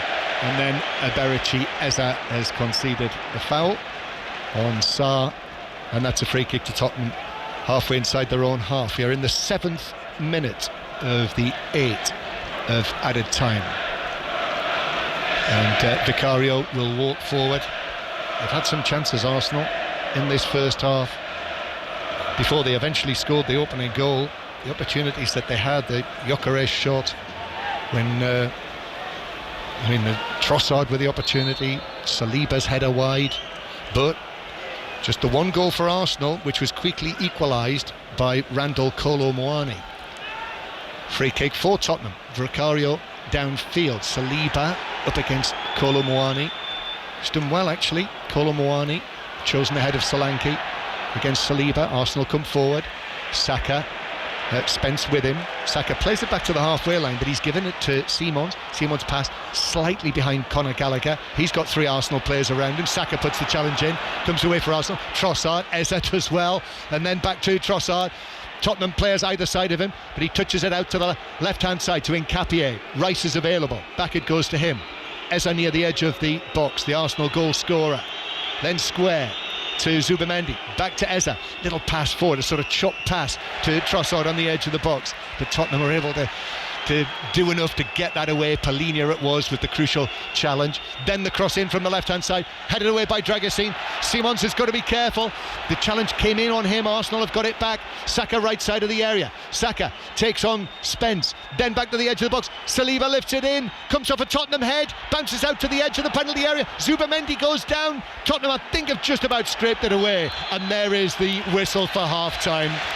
And Arsenal with pressure right to the end of the first half, as we've seen so often during the first period of the match, but not able to find a way through. And it is 1-1 at the break, Clinton Morrison. But Mikel Arteta must be thinking, we've had enough chances here to almost have this game won. Yeah, I was just looking, Jules was just showing me 72% they've had, Arsenal. 72% they've had. They've absolutely dominated. But you know what? They haven't been clinical enough, and we've seen this before. And then when you make a mistake at the back, which they're making quite a bit recently, they're getting punished. But it's been a good game of football. Obviously, Tottenham have done what they've had to do, and they've been more competitive than the first game we saw at the Emirates. But Arsenal are dominating, and you feel, can Tottenham hold on? But they've got something to hold on to now, John. Yeah, and in terms of Igor Tudor in his first 45 minutes as the Tottenham head coach, dramatically different to what we saw under Thomas Frank.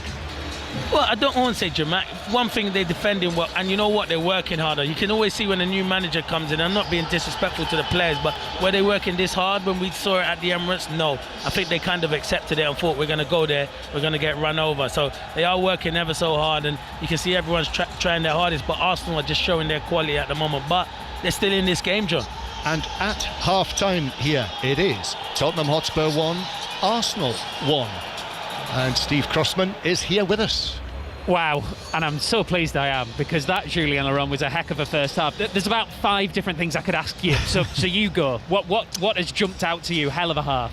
I felt how dominant Arsenal were, really, and the difference, the gap really between the two teams. And it's probably normal, because this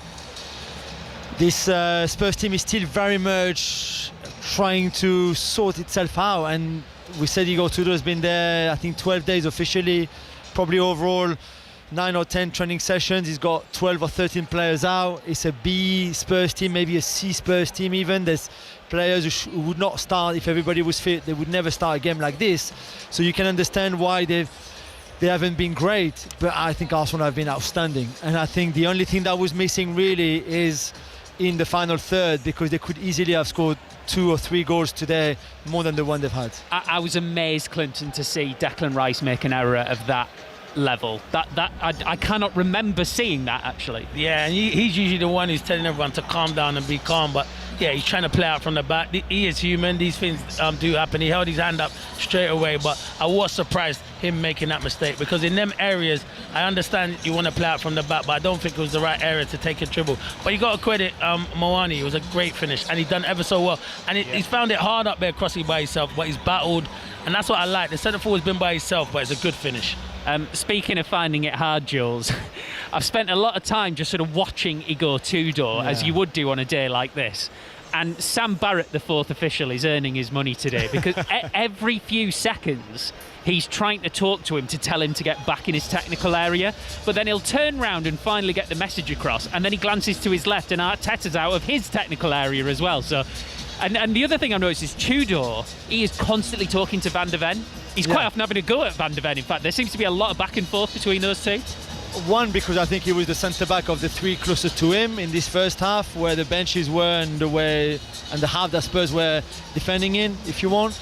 Also because he's his captain today, and it's probably the relay, his relay on the pitch, but also because, as we've been saying, the boys were saying in commentary, he was not happy with how deep and low his block was. I don't know if it's the players not doing it, or if he felt halfway through that first half that they had to play a little bit higher up, otherwise it would just be chance after chance after chance for Arsenal. But it'd be interesting to see if maybe that Spurs block is a little bit higher at the start of the second half. However, when Arsenal are in this kind of form, because they've been very good, I know it's only a goal to show for them, and that mistake for Rice, but Arsenal have been good. It's hard to play higher up, because the higher you play, the more space you give them, and when they're in that kind of mood, it's more difficult to defend against them. Well, even with the days getting longer, darkness is just starting to close in. A second half here under the lights sounds pretty good. Tottenham won, Arsenal won. Fascinating first half. Reaction to all of the other day's big sport before second half commentary following the news with Lisa McCormick. The voice of the UK. This is BBC Radio 5 Live. Thanks, Steve. A man's been shot dead by Secret Service agents in Florida after he unlawfully gained access to the grounds of President Trump's Mar-a-Lago resort. The president wasn't there at the time. Our correspondent in Washington is Simi Jolaoso. This man was a white man in his 20s. It happened around 1:30 local time, which is around 6:30 GMT. We know he had a shotgun and a fuel can. Agents confronted the man and fired shots. They haven't released any details identifying the man. We know that no officers were injured. Fresh emails from the Epstein files suggest British police officers acted as security for a dinner at the late sex offender's New York home. They were accompanying the then Prince Andrew. The Met Police says it hasn't identified any wrongdoing. 3 people have died and 4 others injured after a 3-car crash in County Tyrone. Emergency services were called to the scene near Moy at around 10:20 last night. The Education Secretary, Bridget Phillipson, insists that changes to special educational needs provision in England is not about removing support. Details of the plans are due to be announced tomorrow. The Conservatives say they have big concerns. And stars are arriving on the red carpet ahead of tonight's BAFTAs. The ceremony will be hosted by Alan Cumming at London's Royal Festival Hall. I'm Rich Hall, and this is Sports Strangest Crimes presents Confessions of a Super Bowl Streaker. When people ask me what I do, I say to them, well, by day or by night? The story of one man's mission to conquer the holy grail of streaking the Super Bowl. Mark Roberts just too lively for his body. He's just like the entertainer. Mark pushes the boundaries of what is socially acceptable. No chance, Texas. It's really strict, but then the more I thought about it, the more I thought, hang on, what are you about? Sports Strangest Crimes presents Confessions of a Super Bowl Streaker. Listen on BBC Sounds. This is 5 Live Premier League Sunday with Steve Crossman. Listen on BBC Sounds. Tottenham won, Arsenal won here in the North London derby. Second half commentary to come in the Premier League already today. Liverpool scored a 97th minute winner to beat Forest by 1-0 at the City Ground. Alexis McAllister got the goal minutes after he'd had another one disallowed for handball. Here's Liverpool manager Arne Slot. Relief and happy, of course. Especially after thinking you've scored the first one, that being disallowed. So that is a moment, to be honest, where I thought again, we did not have everything this season yet, so there's even more that can go against us this season. To think you score a winner in extra time and then being disallowed. And the same feeling I had when they were checking the next goal in extra time. But maybe tables have turned or luck has changed for the first time this season, because for me today we were a bit lucky with the result. A draw would have been fairer. But twice it was McAllister who was there to score it, and that for me was not a coincidence if I looked at the mentality he played with today. Like all the others, they didn't play their best game. But the mentality Maka showed today to be twice there in the moment he had to score, and in all the other moments he felt we don't play well today, but we have to fight, and that's what he did. And as a result of that, he got his 2 goals, where only 1 was allowed. Florian Wirtz came out in the warm-up. Firstly, what was the injury, and secondly, how much did that affect you ahead of the match? The injury was a back injury, so he felt too much, and after being 7 or 8 months in this league now, he knows that if he's not 100% with the intensity levels of this league, it's really hard to perform. So he made the right call and decision together with me and the medical staff not to start him. Yeah, that's to a certain extent a blow, because he's really good at the moment. On the other hand, Curtis Jones played last week against Brighton really well, and that was his replacement. So we have more than 11 good players. Arne Slot there, the Liverpool manager, speaking to Five Live's Chris Sykes. The defeat for Vitor Pereira in his first league game in charge as Forest manager. Here he is. The first half was, for me, we play in a fantastic level against Liverpool. We create chance to score. We create with the ball, creating movements, counter-attacks, defending, not conceding nothing to them.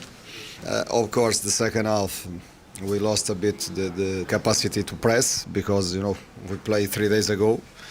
But even in second half, we didn't concede too much to them. It's just they play with the ball, but they play with the ball without creating chance. The last minutes with the throw-ins on the box, we committed a mistake, in my opinion, because if you want to defend these kind of situations, we need to put the big players, the biggest players in the zone that they have biggest players. You understand what I mean? But we feel that 1 point was not enough, but 0 is a frustration. That's Vitor Pereira. Fulham beat Sunderland 3-1. Raul Jimenez scored twice. Palace got their first home win since early November, beating Wolves by 1-0. After the game, Palace boss Oliver Glasner was asked about a banner which said on it, "Opportunities missed, fans disrespected, Glasner finished." Here is the Palace manager. It's no criticism to the fan, no disrespect. It's just my opinion. When I mention this so often, is in life, and not just in football, in life, when you are in bad moments, then you need support. Yeah? And this is how we deal with the players, how we deal within the club, and they did it today. We are not in the best moment. On the other side, it's, I think, still second best season in Premier League history at this stage of the Premier League. That's why I said, okay, yes, we're not really pleased, all of us, with this performance. And I said, okay, for all of us, and I include myself as well, because I think I'm the most ambitious one, and I'm always want more and more, and also myself say, okay, stay humble, Oliver Glasner, stay humble. It's Crystal Palace, we are on track. Wow, that's Oliver Glasner. 08085 909 693. The lines are open for 606 to speak to Robbie Savage and Chris Sutton. By the way, if you hear the cheers behind us, it's because Dele Alli's been brought out and he's doing an on-pitch interview down beneath us here at the Tottenham Hotspur Stadium. Afternoon, Rob. Who'd be a manager, eh, Steve? Who'd be a fan? I mean, surely that's got to be that, hasn't it? No? Say that again, Steve. That's got to be that, hasn't it, for Oliver Glasner, don't you think? Well, not really up to 13, Steve. Listen, obviously, I'm there next Thursday. You know, they're 1-1 in the Conference League, aren't they? So I want to see what their action is there. So, listen, Glasner's done a great job at Crystal Palace. You know, I'm sure Crystal Palace fans will phone us up. This game, Arsenal conceded again very quickly, Steve, after, scoring. I think that's the third game in a run they've done that. It's a huge game. Chris has already given the title, Steve, and we know that, don't we? I think, Steve, Chris was in Scotland today. The title race in Scotland, wow. Hearts Are they 4 points above Rangers now, 5 above Celtic with the game in hand? Celtic losing at home. Rangers coming back, Steve, 2 goals down against the bottom of the table, Livingston. The title race in Scotland. Wow, what a, for many a season, a 3-horse race. Who's going to win that one? Lots to talk about, Steve, isn't it? It's going to be another good 6-06. And I've got to say, I've seen lots of managers getting hammered this weekend, drawing games. Is drawing now enough for some fans? It's getting ridiculous, Steve. Doesn't it matter? Doesn't it depend on the context of the game? But I've seen it, Steve. Listen, I've seen it. Fans, I've seen managers, speaking to fans. Draws now seems for some fans aren't good enough. Yeah, you're right. The context of the game. But it's getting ridiculous, Steve. And I don't know if you've seen a tackle in our game yesterday, Steve. I've got to say, the standard of the referee, and I've spoke about it to Chris before, it's one of the worst tackles I've seen, and nothing, not even it wasn't even a foul. What is going on, Steve? 08285 909 693. Thank you very much, Robbie. Yep, the lines are open for 6:06. The rest of that Palace banner, by the way, that I'm sure people will be getting in touch about. Opportunities missed, board inept, fans disrespected, Glasner finished. Sheffield Wednesday sadly relegated from the Championship today after losing the Steel City derby 2-1 at Bramall Lane. Still 13 games to go. This is the earliest the team has been relegated in the history of the English Football League. But of course, both on and off the pitch, they've had so many problems. Let's hear from both managers. Chris Wilder in a second after Wednesday boss Henrik Pedersen. Of course, it's a nightmare, but the relegation didn't come today. It's a big picture. The short term again.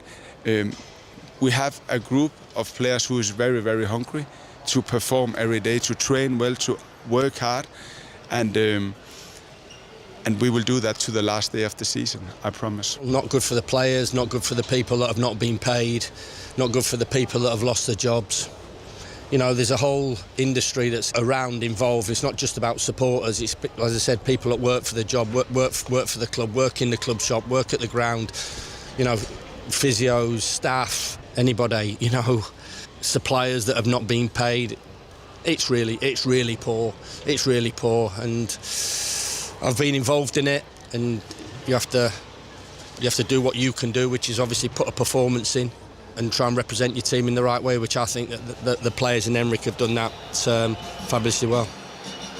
Chris Wilder there and Henrik Pedersen, the Sheffield Wednesday manager. A really, really tough season that it's been for Wednesday, and there's still a way to go, but it's going to end in relegation.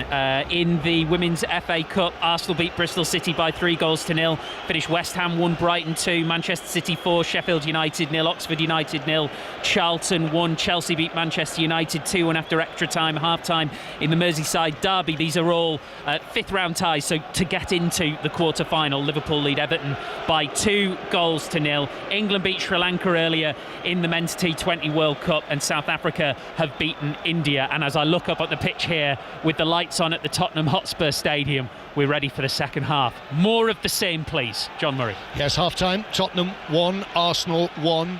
Second half about to get underway. No changes. So Tottenham with Vicario in goal, Palhinha, Dragusin and Van de Ven, the 3 central defenders. Gray and Spence, the wing-backs.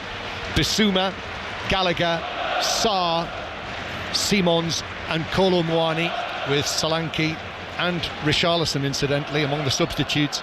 And Arsenal with Raya in goal. Oh my word. Now what's happened? Now carry on, John. It's a problem with... we had 5 minutes of interruption in the first half because the officials' technology was faulty, and now we're waiting for the second half to get underway for the same reason. Crazy. So while they do that, the Arsenal team: Raya, Timber, Saliba, Gabriel and Hincapié, Zubimendi and Rice, Eza, Saka, Trossard and Gyökeres, with Odegaard on the bench for this one, but no Kai Havertz. And still we're waiting, and actually balls have been thrown on so the players can just get themselves ready for the start of the second half while they do something with the assistants, John, technology on the far side, the assistant referee. Me and you had a break for how long? 15 minutes. They've had 15 minutes to sort this out and they haven't done it. Listen, I'm a nice guy, I love everyone, but that's poor from them, John. What it might mean is that the hundreds, possibly thousands of people who are in the executive boxes might actually get back in time for the start of the second half. Prawn sandwiches they're having in there, I cannot John. believe that. That's crazy. There are, as I say, hundreds, possibly thousands of empty seats for the start of the second half. It's the North London derby. You've got a ticket to watch it. John, you're spot on. What Sometimes are you doing? I think people come here to have the food. It's the food they want before, and it's what they have at half time and at the end, instead of watching the North London derby. And them tickets wouldn't be cheap, would they, John?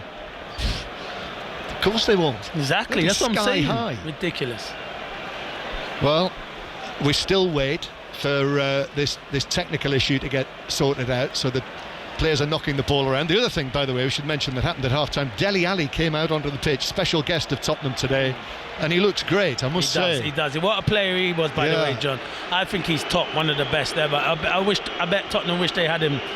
You know, prime Dele Alli, he was fantastic, but he does look well, and he looks healthy as well, which is good. Which is great to see.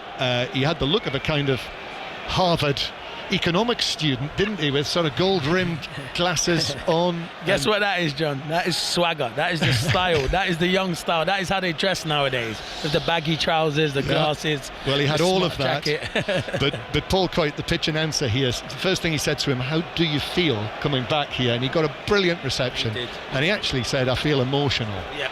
And really, he should still be playing. He should still be playing. He's a top player. And very possibly, he should still be playing for Tottenham. Yeah, he should be playing at a high level without a shadow of a doubt. So I'm glad he said he was well, though. That's the biggest thing. So, yeah, and he was glowing as well, which was nice, John. Yeah. So we are still... Not as nice as what this... It's not. We're still waiting for the start of the second half. No, all jokes aside, John, they have half-time. If there was a problem in the first half with this, surely you test it just before you come out. Unbelievable. Well, the assistant on the far side is now picking up his flag. I think there was a problem perhaps with the other assistant. So they sorted out the assistant on the far side in the first half when we actually stopped the match for 5 minutes or more. But he thinks it's funny. He was laughing. Sprint over to the other side. Yeah, and that's the cheer, because he's actually broken into a trot to get into position here. It's unfortunate. Technology, if you use technology, it breaks down, but it's a terrible look. John, I've never seen you make me wait 5-10 minutes before. Never. Have you ever made me wait? Have you? I don't think you have. No, we respect each other, that's why. It's called mutual respect. Right, we are ready now for the start of the second half. There is the whistle. Xavi Simons plays the ball back to Vicario, who launches it away downfield. And I think what Tottenham, their supporters, will want to see is an improvement in the second half, even though they are still all square in the match. They might get it now. Simons on the edge of the area, trying to find a position, which he does! Shoots! Raya makes the save. I thought he was going to catch it, then he nearly let it go. Spence was not too far away, and he did well, actually, the Arsenal goalkeeper, to actually scramble and grab it. Yeah. It was caught sort of in his finger ends, wasn't it, the ball? You're right, John. It was good play from Xavi Simons. You thought he was stretching and he couldn't get his shot away. Good play from Kolo Muani again, who's been a handful. When he comes inside, you're thinking he's stretching. He can't get the power. It was a comfortable save from... It was a good save from Ray, in actual fact. Really good save. Yes, it was. Diving to his right. So, 1-1 remains the score. With Arsenal now, this is their first attack of the delayed second half. Trossard up against Palhinha, able to play the ball in, but Bissouma was in position on the edge of the box. Then Saliba got the ball, but certainly got some of Simons as well. Arsenal attack continues. Saka pulls the ball back with the cross, headed by Rice to the edge of the area, looking for Eza.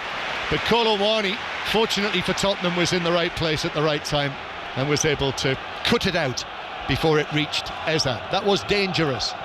Here comes Timber, long ball to the edge of the area. Gyökeres controls and shoots and scores! Brilliant finish from Gyökeres!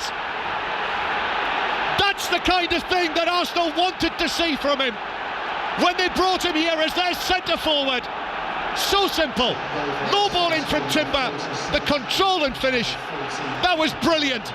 And Arsenal are back in front. Tottenham 1, Arsenal 2, with Gyökeres' 14th goal for the club and they're all going together over into that corner to celebrate with the Arsenal fans here inside the Tottenham Stadium. Yeah, it's a great finish. It's just a hopeless pass for me from Timber into the box.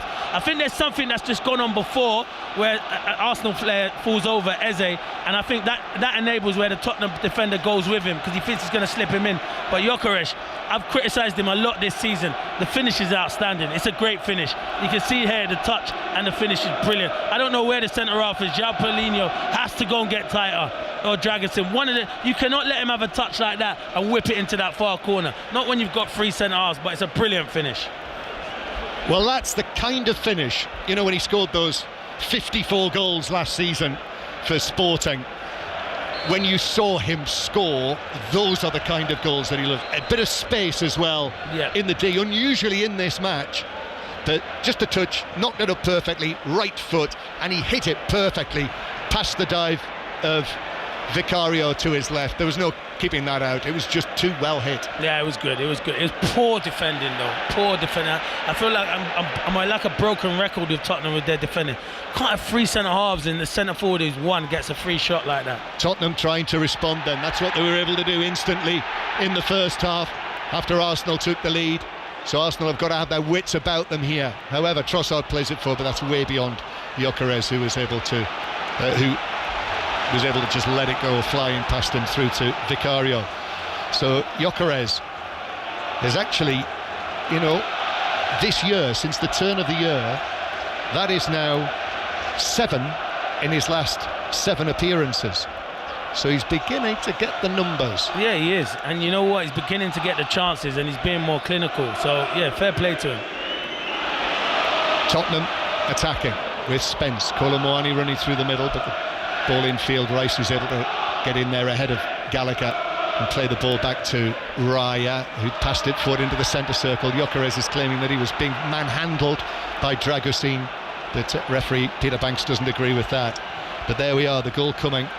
I think it was in the third minute of the second half, and that is just what Tottenham, Igor Tudor, did not want. Having got in at 1-1 to concede a goal early in the second half, and Gyökeres given the time there as well.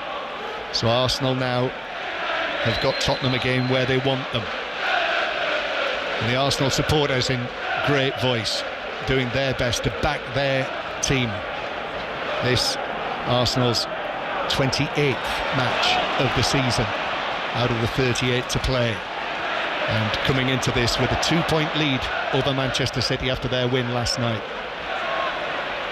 Tottenham though with Gallagher forward to Gray. Gray is able to get the cross in. Raya is able to stretch and take the catch under no particular trouble, and then underarms it out to Trossard, who will take it on. Paulinho though took his chance, slid in with a challenge. Excellent from Paulinho.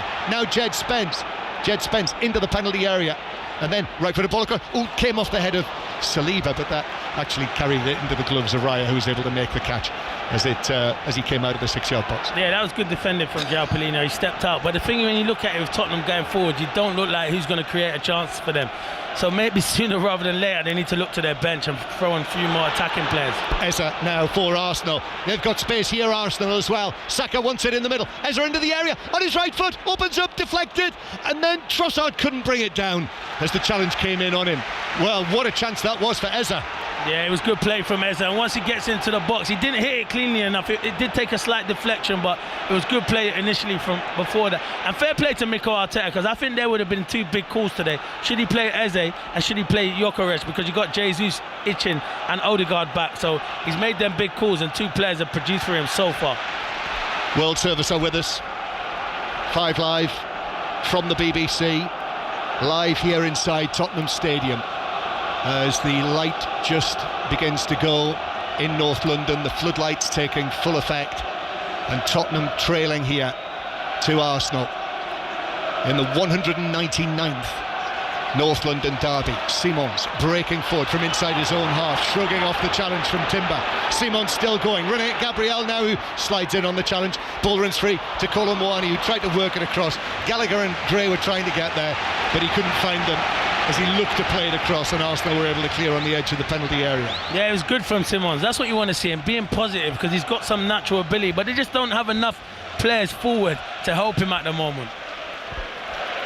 So Arsenal leading by 2-1 after the 4-1 win at the Emirates Stadium back in November when Eza scored the hat-trick. Remarkably, only the 4th hat-trick that has been scored in a North London derby in all competitions. There's only been one by a Tottenham player in 199 North London derbies. Terry Dyson, back in the 60s, one of the great names of that Bill Nicholson team. Went and had a look at the Bill Nicholson gates today, which are now, they look fantastic the way that Tottenham have erected those gates just outside this stadium. Tottenham on the attack. Gray to Gallagher. Gallagher's cross deflect. Colomboani takes it down and scores!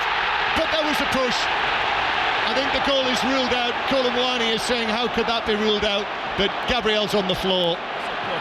And a push by him on the back of the Arsenal defender. Goal was instantly ruled out by referee Peter Banks. I said it straight away. You can see once you put your hand on Gabriel, he's going to.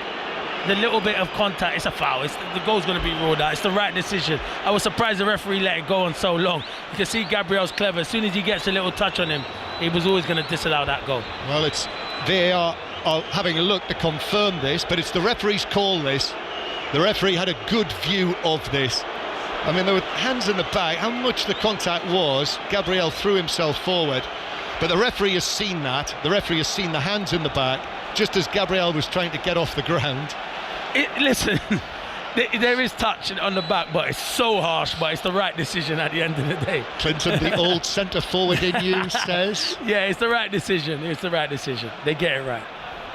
And again, VAR are not going to overturn that. No chance. Referee's had a view. He's seen hands in the back.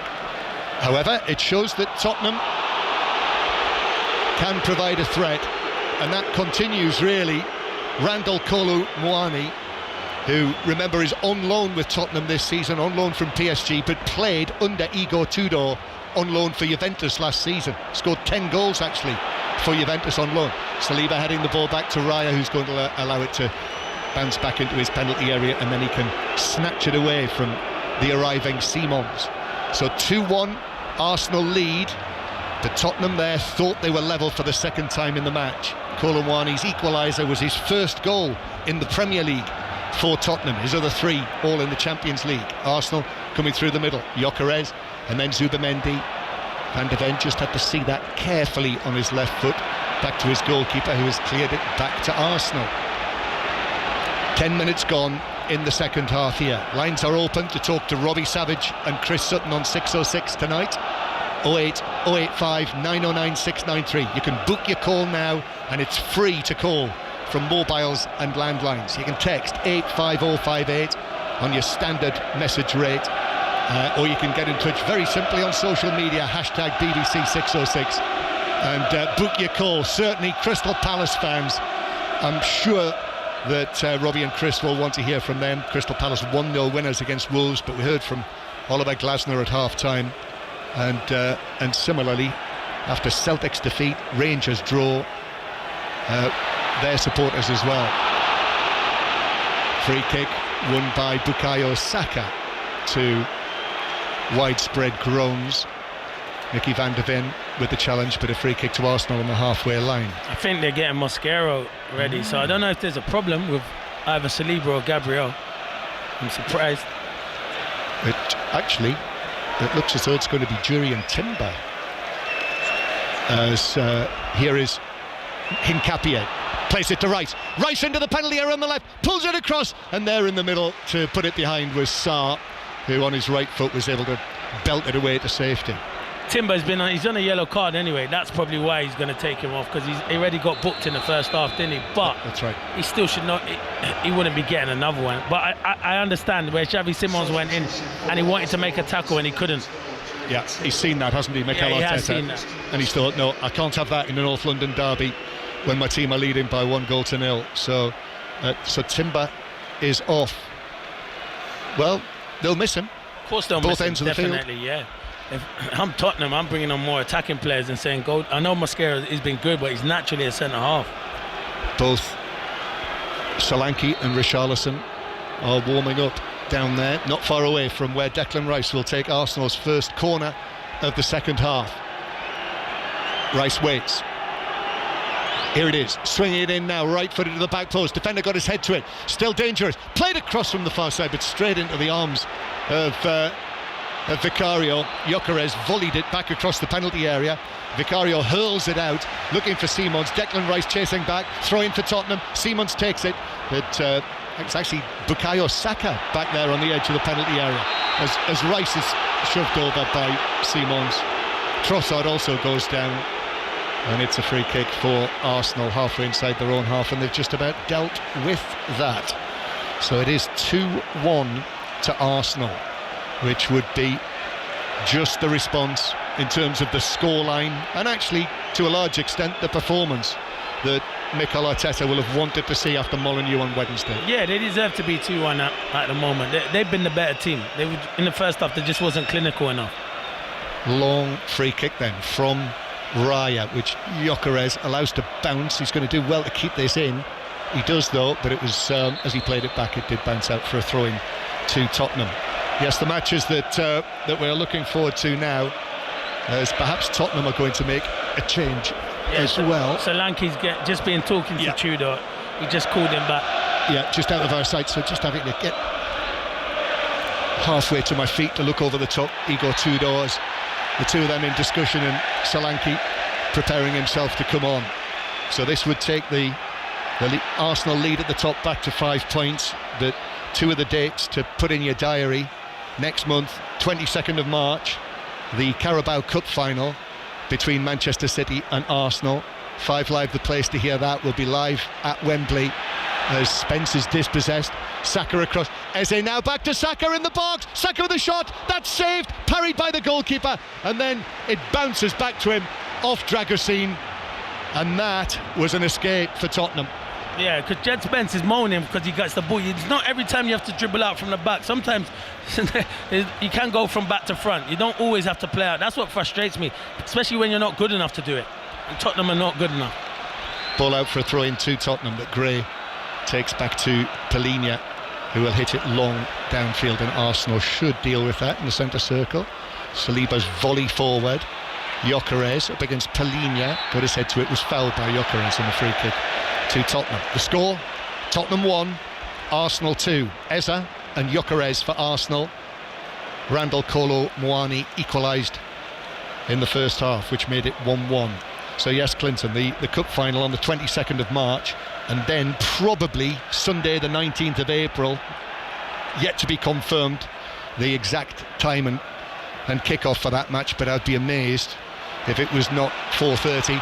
Arsenal win it back. Eze through to Saka. Saka through the middle. The challenge comes in. Bounces clear. Eze scores again. Well, this is remarkable. Arsenal now 3-1 up, and Eberici Eze, a hat-trick against Tottenham in November. Now he's got 2 here. 5 this season against Tottenham in his first 2 North London derbies. That was a mess for Tottenham, but just what Mikel Arteta and his team want. Tottenham 1, Arsenal 3. Yeah, they've been good all afternoon though, and Eze's been outstanding. People questioned him why he weren't playing him. I don't know why Mikel Arteta is not playing. He loves Martin Odegaard, but he gets you more goals than Martin Odegaard, and when you're playing against certain teams like they were Wolves in midweek, he should be starting for me. But good ball into Saka. I think Mickey van der Ven and Vicario do all right to deal with it, but he's fortunate. They're fortunate, Arsenal, because it falls to him and he's not going to miss from there. He's got the gaping goal and he just puts it into the empty net, and John, that could be game over for me. Well, they will do. But he might be offside, Saka, from the first pass from Eze. Eze plays in Saka. They'll be checking it because he did look like he might just have gone ahead. I might be wrong, but it looked like he might have been ahead of Mickey van der Ven. But I don't see VAR looking at anything here. I was going to say, we've got the TV benches down in the next level down looking forward. I don't see on their screens VAR coming up at all. Tottenham have made the change now, but it looks as though it might be too late, Clinton. Yeah, Conor Gallagher going off and Solanke coming on. Yeah, 3-1. Yeah, you're right, 3-1. And that could, for me, John, I don't like to call it early, but I will. I can't see Tottenham scoring 2 goals against this Arsenal team, that's for sure. Well, Arsenal made one mistake defensively in the first half and were punished for it, Declan Rice. But from 3-1 up here, it does look very like that Arsenal are on the way to what would be 5 wins in a row against Tottenham. As they're passing it forward, how must he feel now? You know, questions posed about his form since that North London derby, when it seemed that everything was coming together back in November. Yeah. And then he had a few bad games where he had a dip, which can happen because it's a different football team. It's not Crystal Palace where you're the star man. There's loads of star players, and it's a different role they're asking him to play. But he's got good natural ability, John. Everyone knows that. Also got a brilliant record here, back into his Crystal Palace days. Arsenal come forward again. Then to Trossard. I thought he might be in for another hat-trick. But he was unselfish there, as he is. He is one of the most unselfish footballers, and Tottenham were able to get it away. But that is now 8 goals in his last 5 Premier League appearances against Tottenham, and actually 5 in his last 3 appearances in this stadium. And guess what, John? He could have been playing for them as well. He could have been playing for them. I think whether that was ever really... I think it was. Do you? Yeah. Well, you will know. I know, yeah, I think it was genuine, but the problem is Arsenal had an injury to Havertz. And when they got the injury to Havertz, they acted on it as soon as possible. The thing with Tottenham, they took too long to sort the deal out, and that's why he didn't cross the line, in my opinion.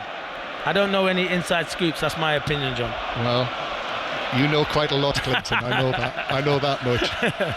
But what I also know is, having been there, as Arsenal come forward again looking for a 4th goal which would absolutely finish it off and would mirror the scoreline in the match between these sides in November elsewhere in North London, but Tottenham were able to get it away.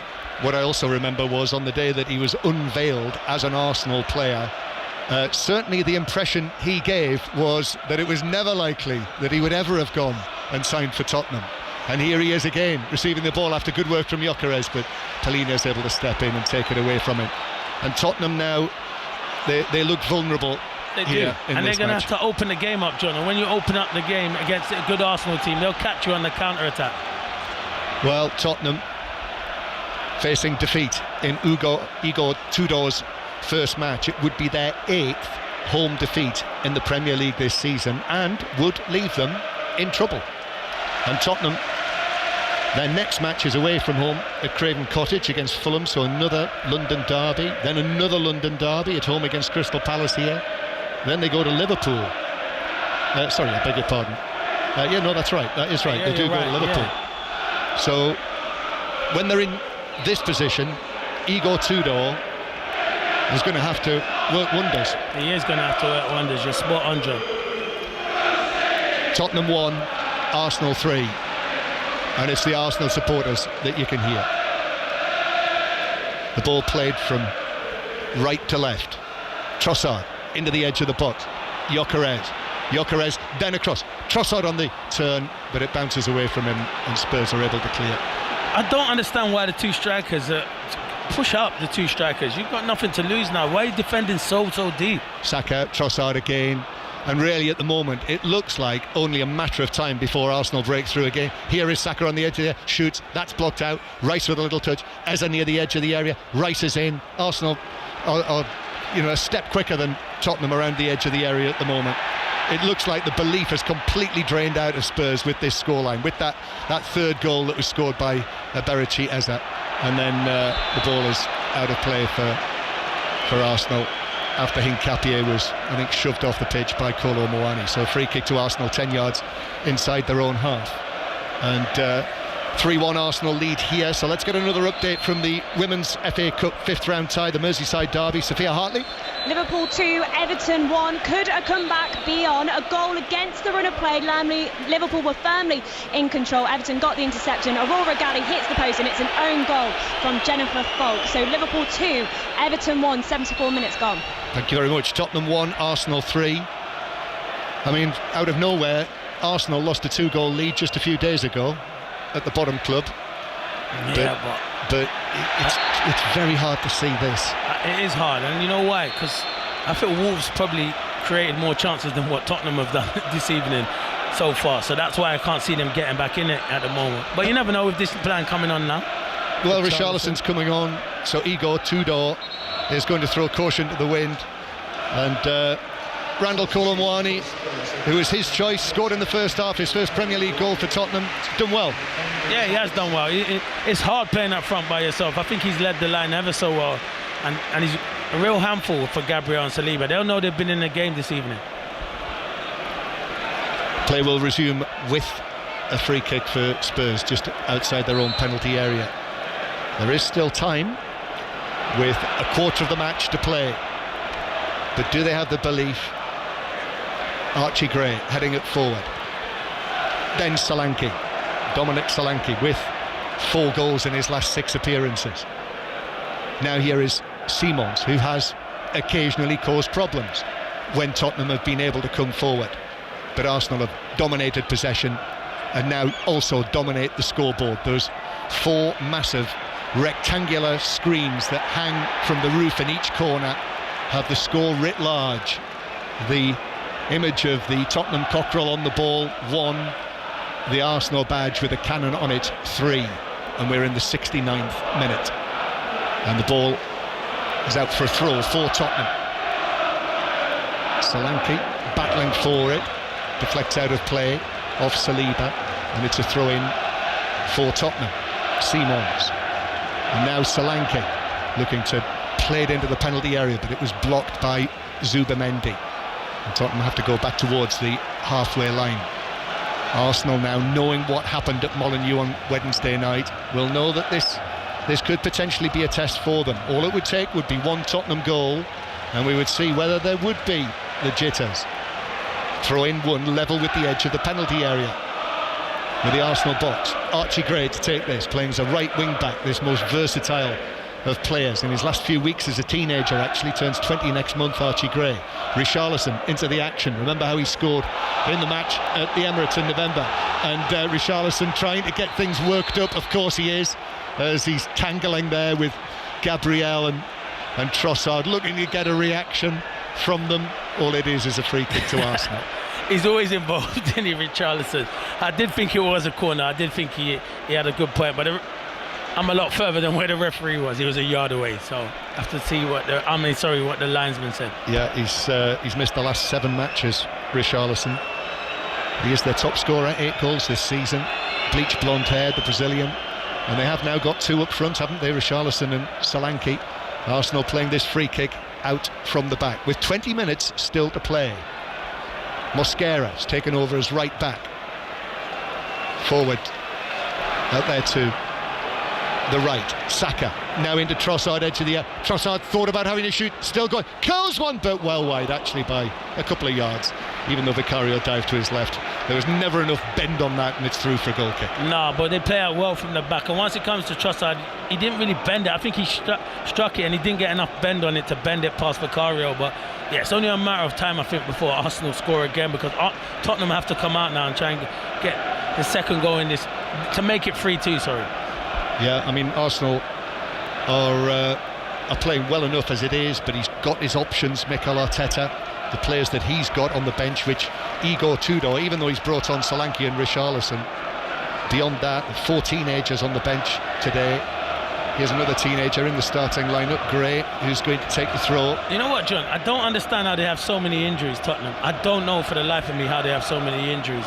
Yeah, well, they've got the suspension as well, which they could certainly do without. Here's Eza receiving the ball on the halfway line, still going, little pass forward to Saka in the box. Saka left foot shot, which is narrowly wide of the foot of Vicario's left post. He went for that bottom corner but dragged it wide by a couple of feet. Yeah, Eze's starting to run the show now. You give him this time out space, and once Saka comes in on his left foot, he's trying to catch him out on his near post, but he always had it covered, Vicario. Yeah, against a tiring and possibly dispirited Tottenham. 3-1 down here and facing yet another defeat in the North London derby. Ball played forward by Hincapié. Gyökeres challenged by Dragusin. No free kick for that. Richarlison's pass runs straight out of play and rolls across the technical area. A throw into Arsenal on the halfway line. So if Arsenal win this, This would be 5 wins in a row against Tottenham in the league for the first time since the 80s. As Arsenal take the throw, and Hincapié swings a leg at it, and it's out for a throw to Tottenham, half inside their own half. And the other thing as well is, if Arsenal are able to see it through like this without a scare, this is a real settler for them. Zubamendi forward to Eza, who's enjoying the space that he's finding in the second half. So the challenge comes in on him, no free kick. Dominic Solanke turns, gives it to Simons. Simons is off on a run, but Declan Rice, excellent, just steps in, takes the ball away from Simons near the centre spot, as clean as a whistle. And now Mosquera, Saka cutting in field, plays the ball to Trossard, edge of the D, he turns, spins, he's got the ball out to the right hand side to Mosquera. Trossard continued his run to support the substitute, the right back Mosquera. Now Saliba gives it back to Trossard, and it comes to Saka. The Olays have started from the Arsenal supporters. They'll be enjoying this inside the Tottenham stadium. Hincapié, Tottenham can't get the ball. Declan Rice, then out to Saliba, now to the far side. Highlights will be on Match of the Day tonight of all today's Premier League matches, and you can now this season see the Premier League goals, the highlights from 8 o'clock on the various BBC platforms. But Match of the Day tonight will have it all wrapped up for you as Arsenal continue to have possession, going back to Raya, who swings one forward, but that will bounce out of play for a throw into Tottenham with just over 15 minutes to play. And Tottenham showing no sign of a dramatic revival. No, they're showing no sign whatsoever, John. You're spot on. And Arsenal, they've been good, haven't they? Arsenal have been quality. The way Tottenham got back into the game was a mistake. They've not really created much or tested Raya. No, they haven't. Much better. Gyökeres, Hincapié, Eza trying to work it through. It deflects away. Mosquera could be under this, but Simons just got there first to slide in, and the ball ran through to Vicario, the goalkeeper. Well, even though it is his first match, Igor Tudor losing at home to Arsenal, it's certainly not being a quick fix from him, although how many necessarily felt that it would be. But it was an unknown quantity, wasn't it, to come here to see his first match in charge. Yeah, and now we see a second change coming, Clinton. Martinelli coming on. Yeah, I think Martinelli might be for Trossard now, but you look at it and you say, this is not going to define your season. This it's the teams in and around you, and the next group of games, what you said, the likes of Palace and Fulham, that they need to get results, because if they don't get results in them games, they're in big trouble, John. Tottenham 1, Arsenal 3. 5 live in the World Service from the BBC. You can listen as well via the BBC Sounds app to the live radio, pause, rewind, which I was doing only myself this morning. Double change coming for Arsenal, which I'm not surprised by, and also not surprised when I lean over the front of the desk and see that it's Martin Odegaard all the way down there as well. Yeah, he'll probably come on for Eze, won't he? So as Tottenham win it back, Richarlison now trying to find a position to shoot, but Arsenal are back there in numbers, and Declan Rice was impeded by Sarr, and again frustrating for the Tottenham fans, but it's a free kick to Arsenal, and I think he'll make those changes now. Well, he's had a good day, Eza, but that probably will be the change, won't it? Yeah, of course it will. It'll be Trossard and it'll be Eza. Well, Trossard, I think, bearing in mind he has just struggled for fitness lately, that's not surprising. And you've absolutely nailed it, Clinton, as ever. The number 10, Eberici Eza, being replaced by Martin Odegaard, who's himself has had a knee problem. He's just had injury issues all season, hasn't he, Martin Odegaard? So just 3 substitute appearances in the last 7 matches. So he will come on into the midfield. I quite enjoyed Pep Guardiola last night. Don't know whether you saw his interview, Clinton, when he said, I love this time of the season. Did you see that bit? Yeah, of course I did, because that's when March. He knows when that's where Man City are coming, and they are clicking at the moment, John. They definitely are. He had that as a smoke bomb has been thrown onto the pitch, or a smoke canister. So this is bright blue Tottenham smoke that is spewing out of a canister. So David Raya has actually left his penalty area to let them deal with that, and it's yet another interruption. Do you know what it is? It's Ramadan as well, isn't it? Of course now, it is, John? yeah. Yeah, it is Ramadan, so there'll be probably a few players. Yes, Saar actually, because it is now darkness. It's dark, so he's obviously taking a bit of gel and water. It's difficult as well, very difficult. Yeah, and so that is why we've got this stoppage. And in the meantime, the security people, 2 of them have come onto the field and are dealing with this. Not as many security people as I saw in Baku this week in the Newcastle match there. I don't know whether you saw it. The whole of the athletics track was ringed by hundreds of Azerbaijani soldiers who were in their they were in their camouflage gear, but they also had fluorescent jackets on, which was a kind of a contradiction in terms, isn't it? Thomas Tuchel is here just while we've got this stoppage. The England manager has been picked out. See how perfect that is for Eze to go and produce and play well when Thomas Tuchel's here. So he's got a big call, isn't he? Obviously he's going to pick a squad. Have they got internationals in March? Yeah. Yes, they have the 2 friendlies against Uruguay and Japan at Wembley at the end of next month, as it is. But yeah, this is a big day then for Eze, who's been in and out. Yeah, he has been in and out. Today he was in. Yeah, you look at it though, I think he gives you that X factor. I know England have a lot of top players in them kind of positions, but I think when he's been called upon as well by Tuchel, he's always done well as well. Yes, and Harvey Barnes in the picture as well now, after he's decided to stick with England and not make himself available for Scotland. I would not be at all surprised to see him in the squad next month. You still think Anthony Gordon would be in there as well, John? Oh, yeah. Yeah, definitely, yeah. I mean, he's a real Tuchel. I saw him score 4 goals in a week in a match. That's what I was thinking. Wednesday night. He'd be disappointed. Cole Palmer, quick one, John. Yes, in the squad. Yep, definitely. When Jude Bellingham, of course, will be injured. Yep. Almost certainly he will not be available. All right, I'll ask you one more before. Phil Foden. I would say yes, he'd be in the squad. Okay. Wouldn't you? Yeah, I'd say yeah, because of maybe the injury to Bellingham, but I think he's not playing at the moment. He needs to rediscover his form, doesn't he, John? Yep. 10 minutes to go, just over 10 minutes. Tottenham 1, Arsenal 3. Robbie Savage and Chris Sutton are sitting, waiting for your calls on 08 085 909 693. But this North London derby, and again, I would caveat that with one Tottenham goal would make it very different here, but there's absolutely no sign of that happening. No, there's not. And you know what? Throughout the whole game, Arsenal have been the better team, superior team. It's only a mistake how they got back in it, and Colin Mawani showed good strength and a really good finish. Other than that, I think Arsenal have been really comfortable.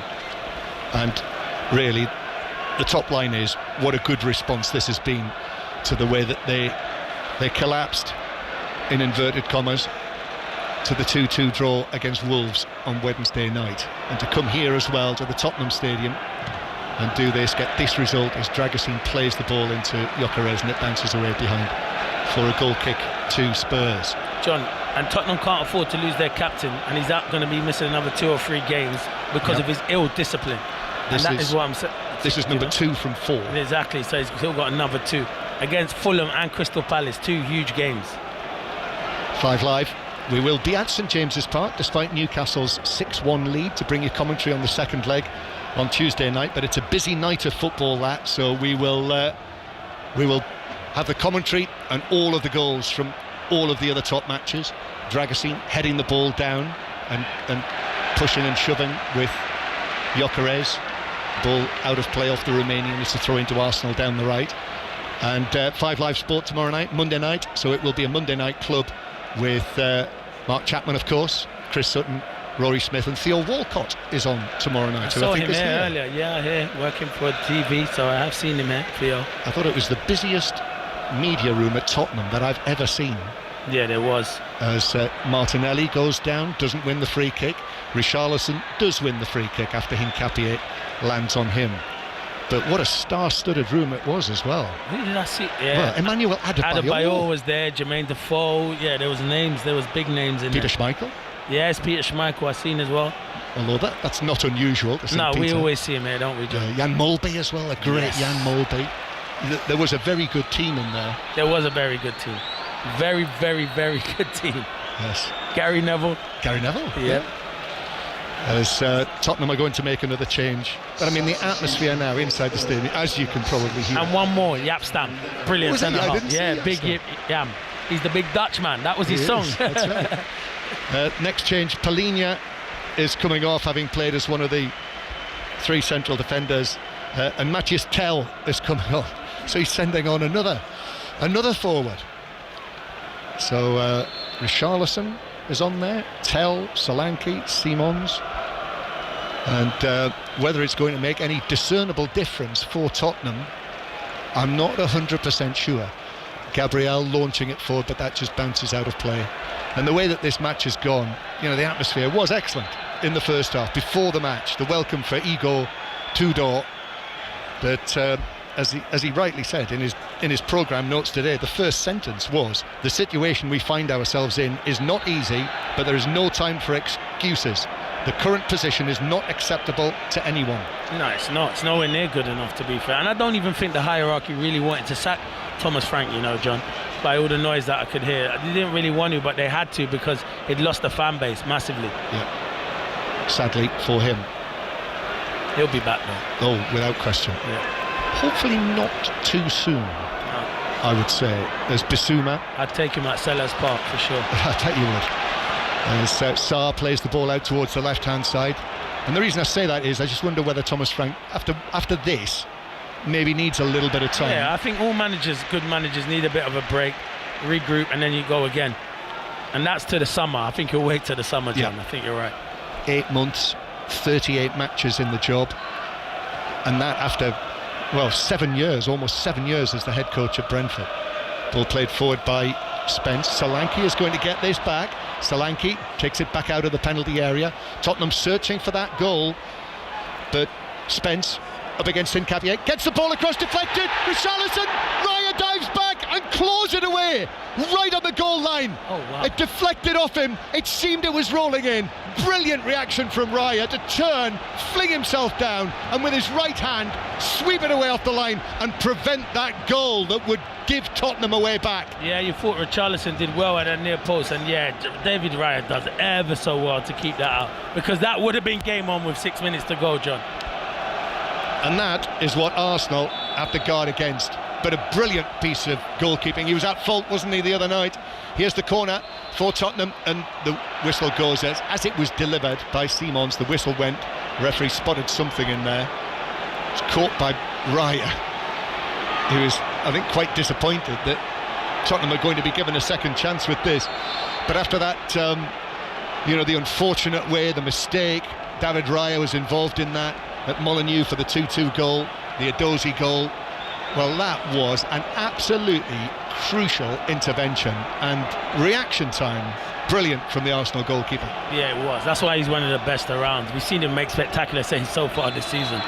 Simons to take the corner. Tottenham 1, Arsenal 3 is the score. Simons, it's a high one to the back post. It's over everyone. Disappointment for Tottenham. High fives for the Arsenal defenders, and it's behind for a goal kick. Yeah, it's a poor delivery. Yeah. I'm just seeing again, the deflection from Richarlison. I think it went through Raya's legs, and he turned, dived, and swept it away on the line. Yeah, it was brilliant goalkeeping. It was actually, not exactly the same, but it reminds me a little bit. Do you remember the David Seaman save in the FA Cup semi-final? Is it Pesky Salido's header, yeah, was it? Well, what a save. United. Yeah, what a save, where he just claws it. Yeah, and that. just had to react. Yeah, it was fantastic. Yeah. But that ball bounced up for David Seaman. This one was rolling along the ground. And it's such a crucial save with 6 minutes to go, because this crowd would have got a big lift. Yeah. So we talk about the goal scorers, but that's a fantastic save. And it's a dangerous atmosphere. If you're listening inside the ground now, it's a dangerous atmosphere for Arsenal, this, because it feels like the match is over. Yeah, it does. But if Tottenham had scored there, which they were inches away from doing, that's what I'm saying. It changes everything. A different game, John, and you're 100% spot on. It is. Free kick to Arsenal, forward of the centre circle. Yellow card was shown. Yeah, Basuma, he was throwing his arms in the air. Okay. He didn't agree with the decision. Going to go to full-time at Liverpool-Everton in the Women's FA Cup tie in a moment, but we'll just see what happens with this Arsenal free kick. 3.5 minutes to play. Lines open for 606. Robbie Savage and Chris Sutton. 08 085 909 693. if you're at any of the earlier matches, it has been eventful. So they will be delighted to hear from you. And also, Winter Olympics closing ceremony is on BBC Two tonight. It's been a good watch, that. It's been a good watch. You watch anything. Yeah, I know. Here's the ball out to the left-hand side. Martinelli, the substitute, gets the cross in, left-footed to the back post, over the top of Richarlison. But Kell was able to get there first for Tottenham as the challenge comes in from Gabriel, and it's out for a throw, which actually, yes, near the corner flag. Yeah, they just want them to go back, the Arsenal fans. They're saying taking it from the wrong place. Yes. So Tottenham take the throw. Let's get that full-time news then from Sophia Hartley. Yeah, full time here. Liverpool have beaten Everton 2-1 to book their place in the FA Cup quarter-finals. A deserved win. 2 first-half goals. Mia Enderby with the opener off a close range, and then Olsen following minutes after with another close-range shot. Everton showed up in the final 15 minutes with a strike that hit the post, but it was Jennifer Falk who lost her grip on the ball to concede an own goal. But it'll be Liverpool to take home the bragging rights and progress to the final 8 of this year's FA Cup competition. Liverpool 2, Everton 1. Here in Tottenham Stadium, the 3 tiers on 3 sides, the huge south stand to the right, the home sections are quiet, but Tottenham coming forward with Simons, who wins a free kick. Saka actually landed on top of him. They take a quick free kick, but referee Banks is going to bring it back because Saka was still down, so the referee is Banks is nowhere near good enough. I don't like to criticise referees, but the way he puts his arms out, it's not about you. It's about, we paid to come and watch the players, not about the referees. And sometimes they get involved too much, John. Quite possibly, though, having to do that. No, he had to do that. He is right about what he's had to do. Saka's a bad injury, and you hope he's all right, because he was throwing his arms in the air like he's probably just, his ankle got caught under Xavi Simons. But I just don't like the reaction by the referee. But he's right to stop the game with Saka for sure. No Madueke today? Oh yeah, he hasn't come on yet, has he? No, he's on the bench. Having started the last 7 matches. And been good as well, John. Very good. He's England squad as well, John. Yeah. Oh yeah. Yeah, he will, yeah. But you can't have all of these in there, John. Who's going to get left out then? Well, injuries could come into play, Clint. I know you know everything, so I'm going to be messaging you after, because you're very close to England. But, I think significantly in the recent matches, what did you think of Saka playing centrally? No, I think he's better on the right, John. I think if you're Eze and you see Saka playing in number 10, you're disappointed, definitely, without a shadow of doubt, because I think Saka's best qualities are coming from that right-hand side. And he deserves that new contract because he has been outstanding, John. A little bit of concern here, although Saka. You do worry about him. And he's been good today. He has been good today. He's been a threat on that side. He's had a good battle with Jed Spence and Mickey van der Ven, and you hope he's all right, because you want to see the best players still not picking up injuries, and he seems to be all right. What do they look? Do you think it's ankle? Yeah, his ankle. I think his ankle got trapped just underneath Xavi Simons. Well, they're not going to take any risks, and we will see Madueke coming on for him, and I'm not surprised. 3-1 up here. The matches that are coming. It's this time next week you'll be listening to Arsenal against Chelsea. That'll be the 5 Live commentary, and indeed on the World Service this time next week. And there'll be 7 minutes of added time at the end of the second half. Wow, we've had some added on time. What is that? 15 minutes altogether. 8 in the first half, 7 in the second. That is right. My maths are right, aren't they, John? What time is it now? Well, I'll probably get on 6 already. Midnight. Engineering works on the East Coast main line again this weekend. So that is it for Bukayo Saka, who has been able to walk off the pitch with the matches, obviously, that Arsenal have got left. And yes, I was going to say, the Carabao Cup final, 22nd of March against Manchester City, 4:30 kick-off, 5 Live the place for that, and then that weekend of the 18th of 19th, probably the 19th of April, the league match at the Etihad against Manchester City. Free kick for Tottenham, and we enter those 7 minutes of added time. Simons to clip this over the top towards the back post, which is headed across by Dragusin, but controlled and cleared away for Arsenal, out for a throw. John, 25 yards out, why not go for goal? Like, you're against one of the best teams at set pieces. Very strange decision from Xavi Simons there. Yeah, went for the set piece. Arsenal dealt with it. And when we talk about that crucial save from David Raya, call him what you like. How important that was in the context of this match. That save from Donnarumma last night. Ball played in to the Arsenal penalty area, headed forward but with no power, and it just loops into the gloves of Raya. Yeah, another crucial save, I thought, for Donnarumma last night. At the end, Harvey Barnes. Yeah, you're brilliant. Barnes. Ball forward for Hincapié, and then Gyökeres forward to Martinelli, gets his head down into the penalty area. Basuma comes across though and just takes the ball off his toe, and Tottenham will bring it forward.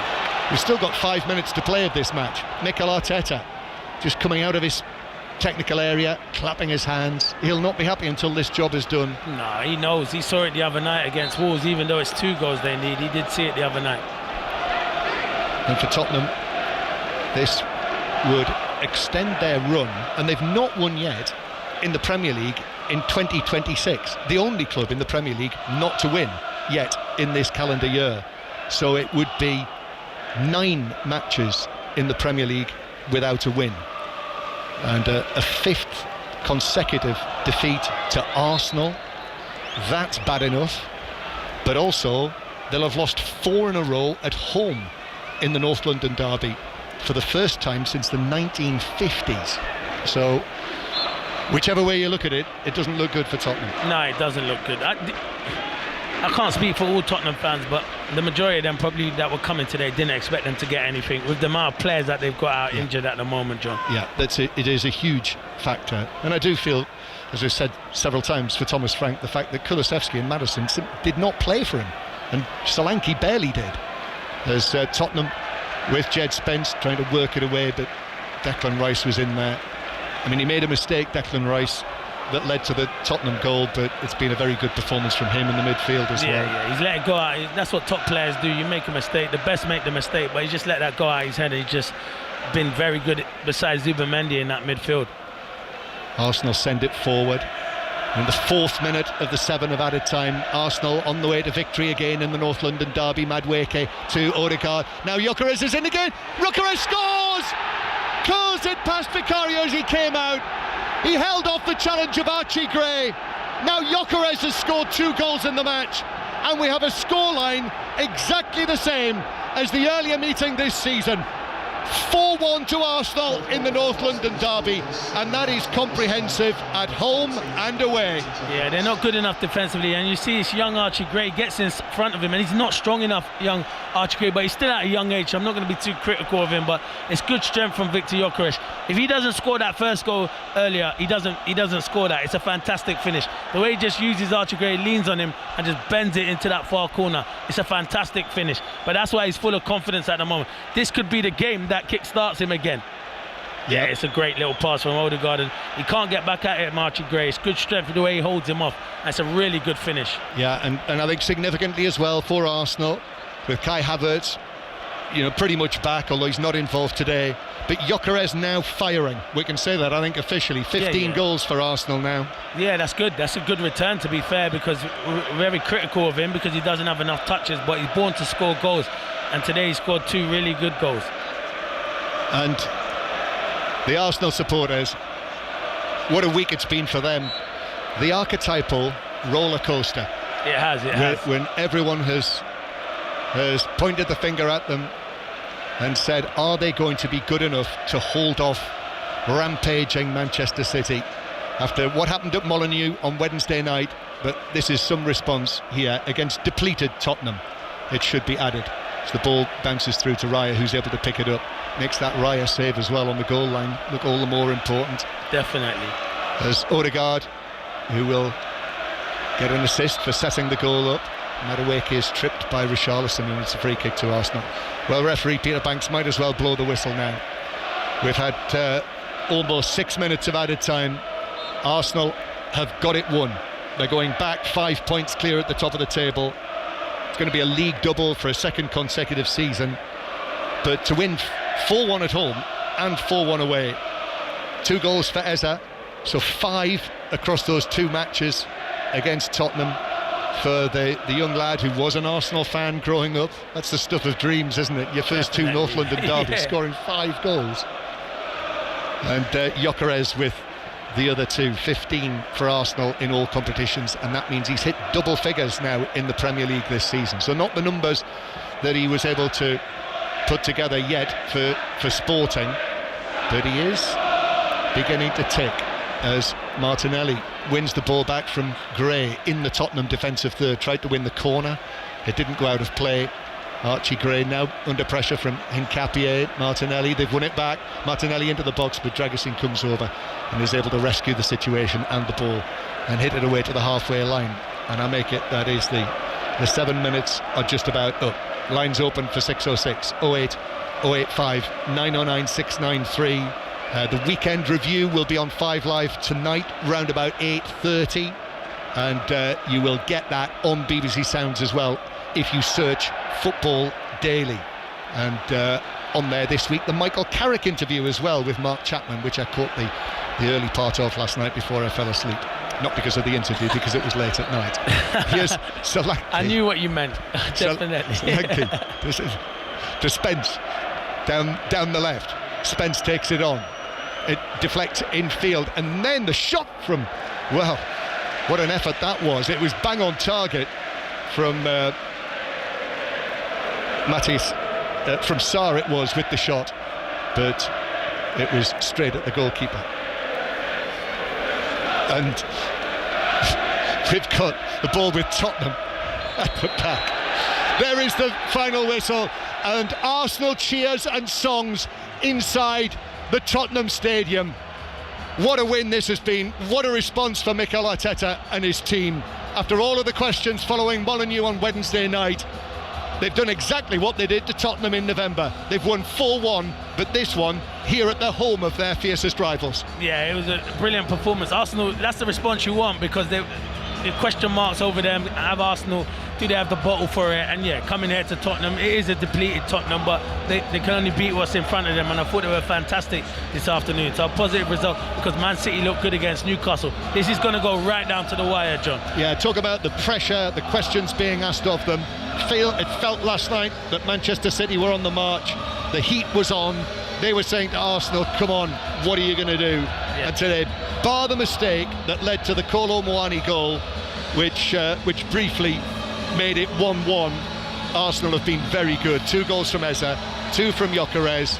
Mikel Arteta down there on the pitch has got a big smile on his face, and I'm not surprised at all. Tottenham 1, Arsenal 4. And Steve Crossman is here with us just to my right. 08085 909 693 606 on the way in the next couple of minutes with Chris Sutton and Robbie Savage. So in the Premier League this afternoon, Palace won, Wolves 0, but Oliver Glasner, more question marks over his future, at least one banner calling for him to go. Nottingham Forest 0, Liverpool 1. Vitor Pereira's first game in charge ends in a late defeat. Sunderland 1, Fulham 3, and here at the Tottenham Hotspur Stadium, Spurs 1, Arsenal 4, on a day where Sheffield Wednesday were relegated from the Championship, on a day when both Celtic and Rangers dropped points at the top of the Scottish Premiership. So much has been going on. In terms of what we've just been watching, Clinton Morrison, let's say this first of all. Given what happened to him in the last couple of matches, Arsenal, that moment when Raya plucks the ball off the goal line, if there's an inch more on that and it goes in, who knows what happens? Certainly not this. Yeah, it's a different game, and I said that in commentary to John. I said if it goes 3-2 with 6 minutes to go, this place would have erupted, and then you would have seen what Arsenal are like. But that's why he's one of the best goalkeepers around now, David Raya. He makes big saves. I remember early on in the season where Minter, and he made when it was going top corner, fantastic save. So he makes crucial saves, and yeah, he was outstanding again. When we talk about the goal scorers, you have to talk about him, because that was a big save. Well, we might just hear a noise from the Arsenal fans here as well, and there it is. David Raya is wandering across now. He was sprinting, he's just slowed down, he's really drinking it in. He's actually just been handed a red and white Arsenal scarf, which he now holds in his left hand with his gloves in his right, in the bright yellow top, as he and the rest of the Arsenal players head over to the corner to celebrate. The Arsenal fans going absolutely crazy over there, as well they might, and David Raya is now getting his own reception, in fact, John. And also before all that, quite an animated reaction from Mikel Arteta when he went over there to the supporters, underlining what a big win this is. Quite unusual to see him. It's the North London derby. They've won 4-1 at the home of Tottenham, but clenched fists, big smiles, and scarves taken from the supporters, and I know 606 isn't far away, they might be talking about the celebration police, but I can understand why they are reacting as they are here today, given the week that they've had. Right, well, let's find out, shall we? Clinton, John, thank you both very much indeed. Cheers, Crossy. Great stuff. Clinton Morrison and correspondent John Murray here inside the Tottenham Hotspur Stadium. Loads to get on with. It's time. 08085 909 693. It's time for 606. Are you ready to have your say? In the UK's biggest football debate, your teams, your views. Get ready. This is 606 with Chris Sutton and Robbie Savage on 5 Live. Good evening, welcome to 606. This is your football phone-in show. We're here until 8 p.m. taking all of your calls. We start with the North London derby, crucial at both ends of the Premier League table. Now Gyökeres is in again. Gyökeres scores! Curls it past Vicario as he came out. He held off the challenge of Archie Gray. Now Gyökeres has scored 2 goals in the match, and we have a scoreline exactly the same as the earlier meeting this season. 4-1 to Arsenal in the North London derby, and that is comprehensive at home and away. Oh, Christopher, crucial at both ends. Are the Spurs going to go down in Arsenal? Have you given them the title?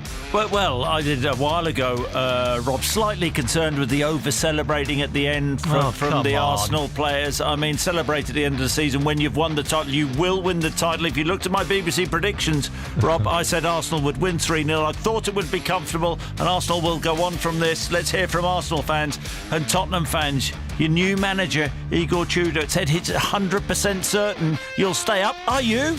Oh, how did you get on against Daffy Duck, by the way? Yeah, beat Daffy Duck and Porky Pig. You beat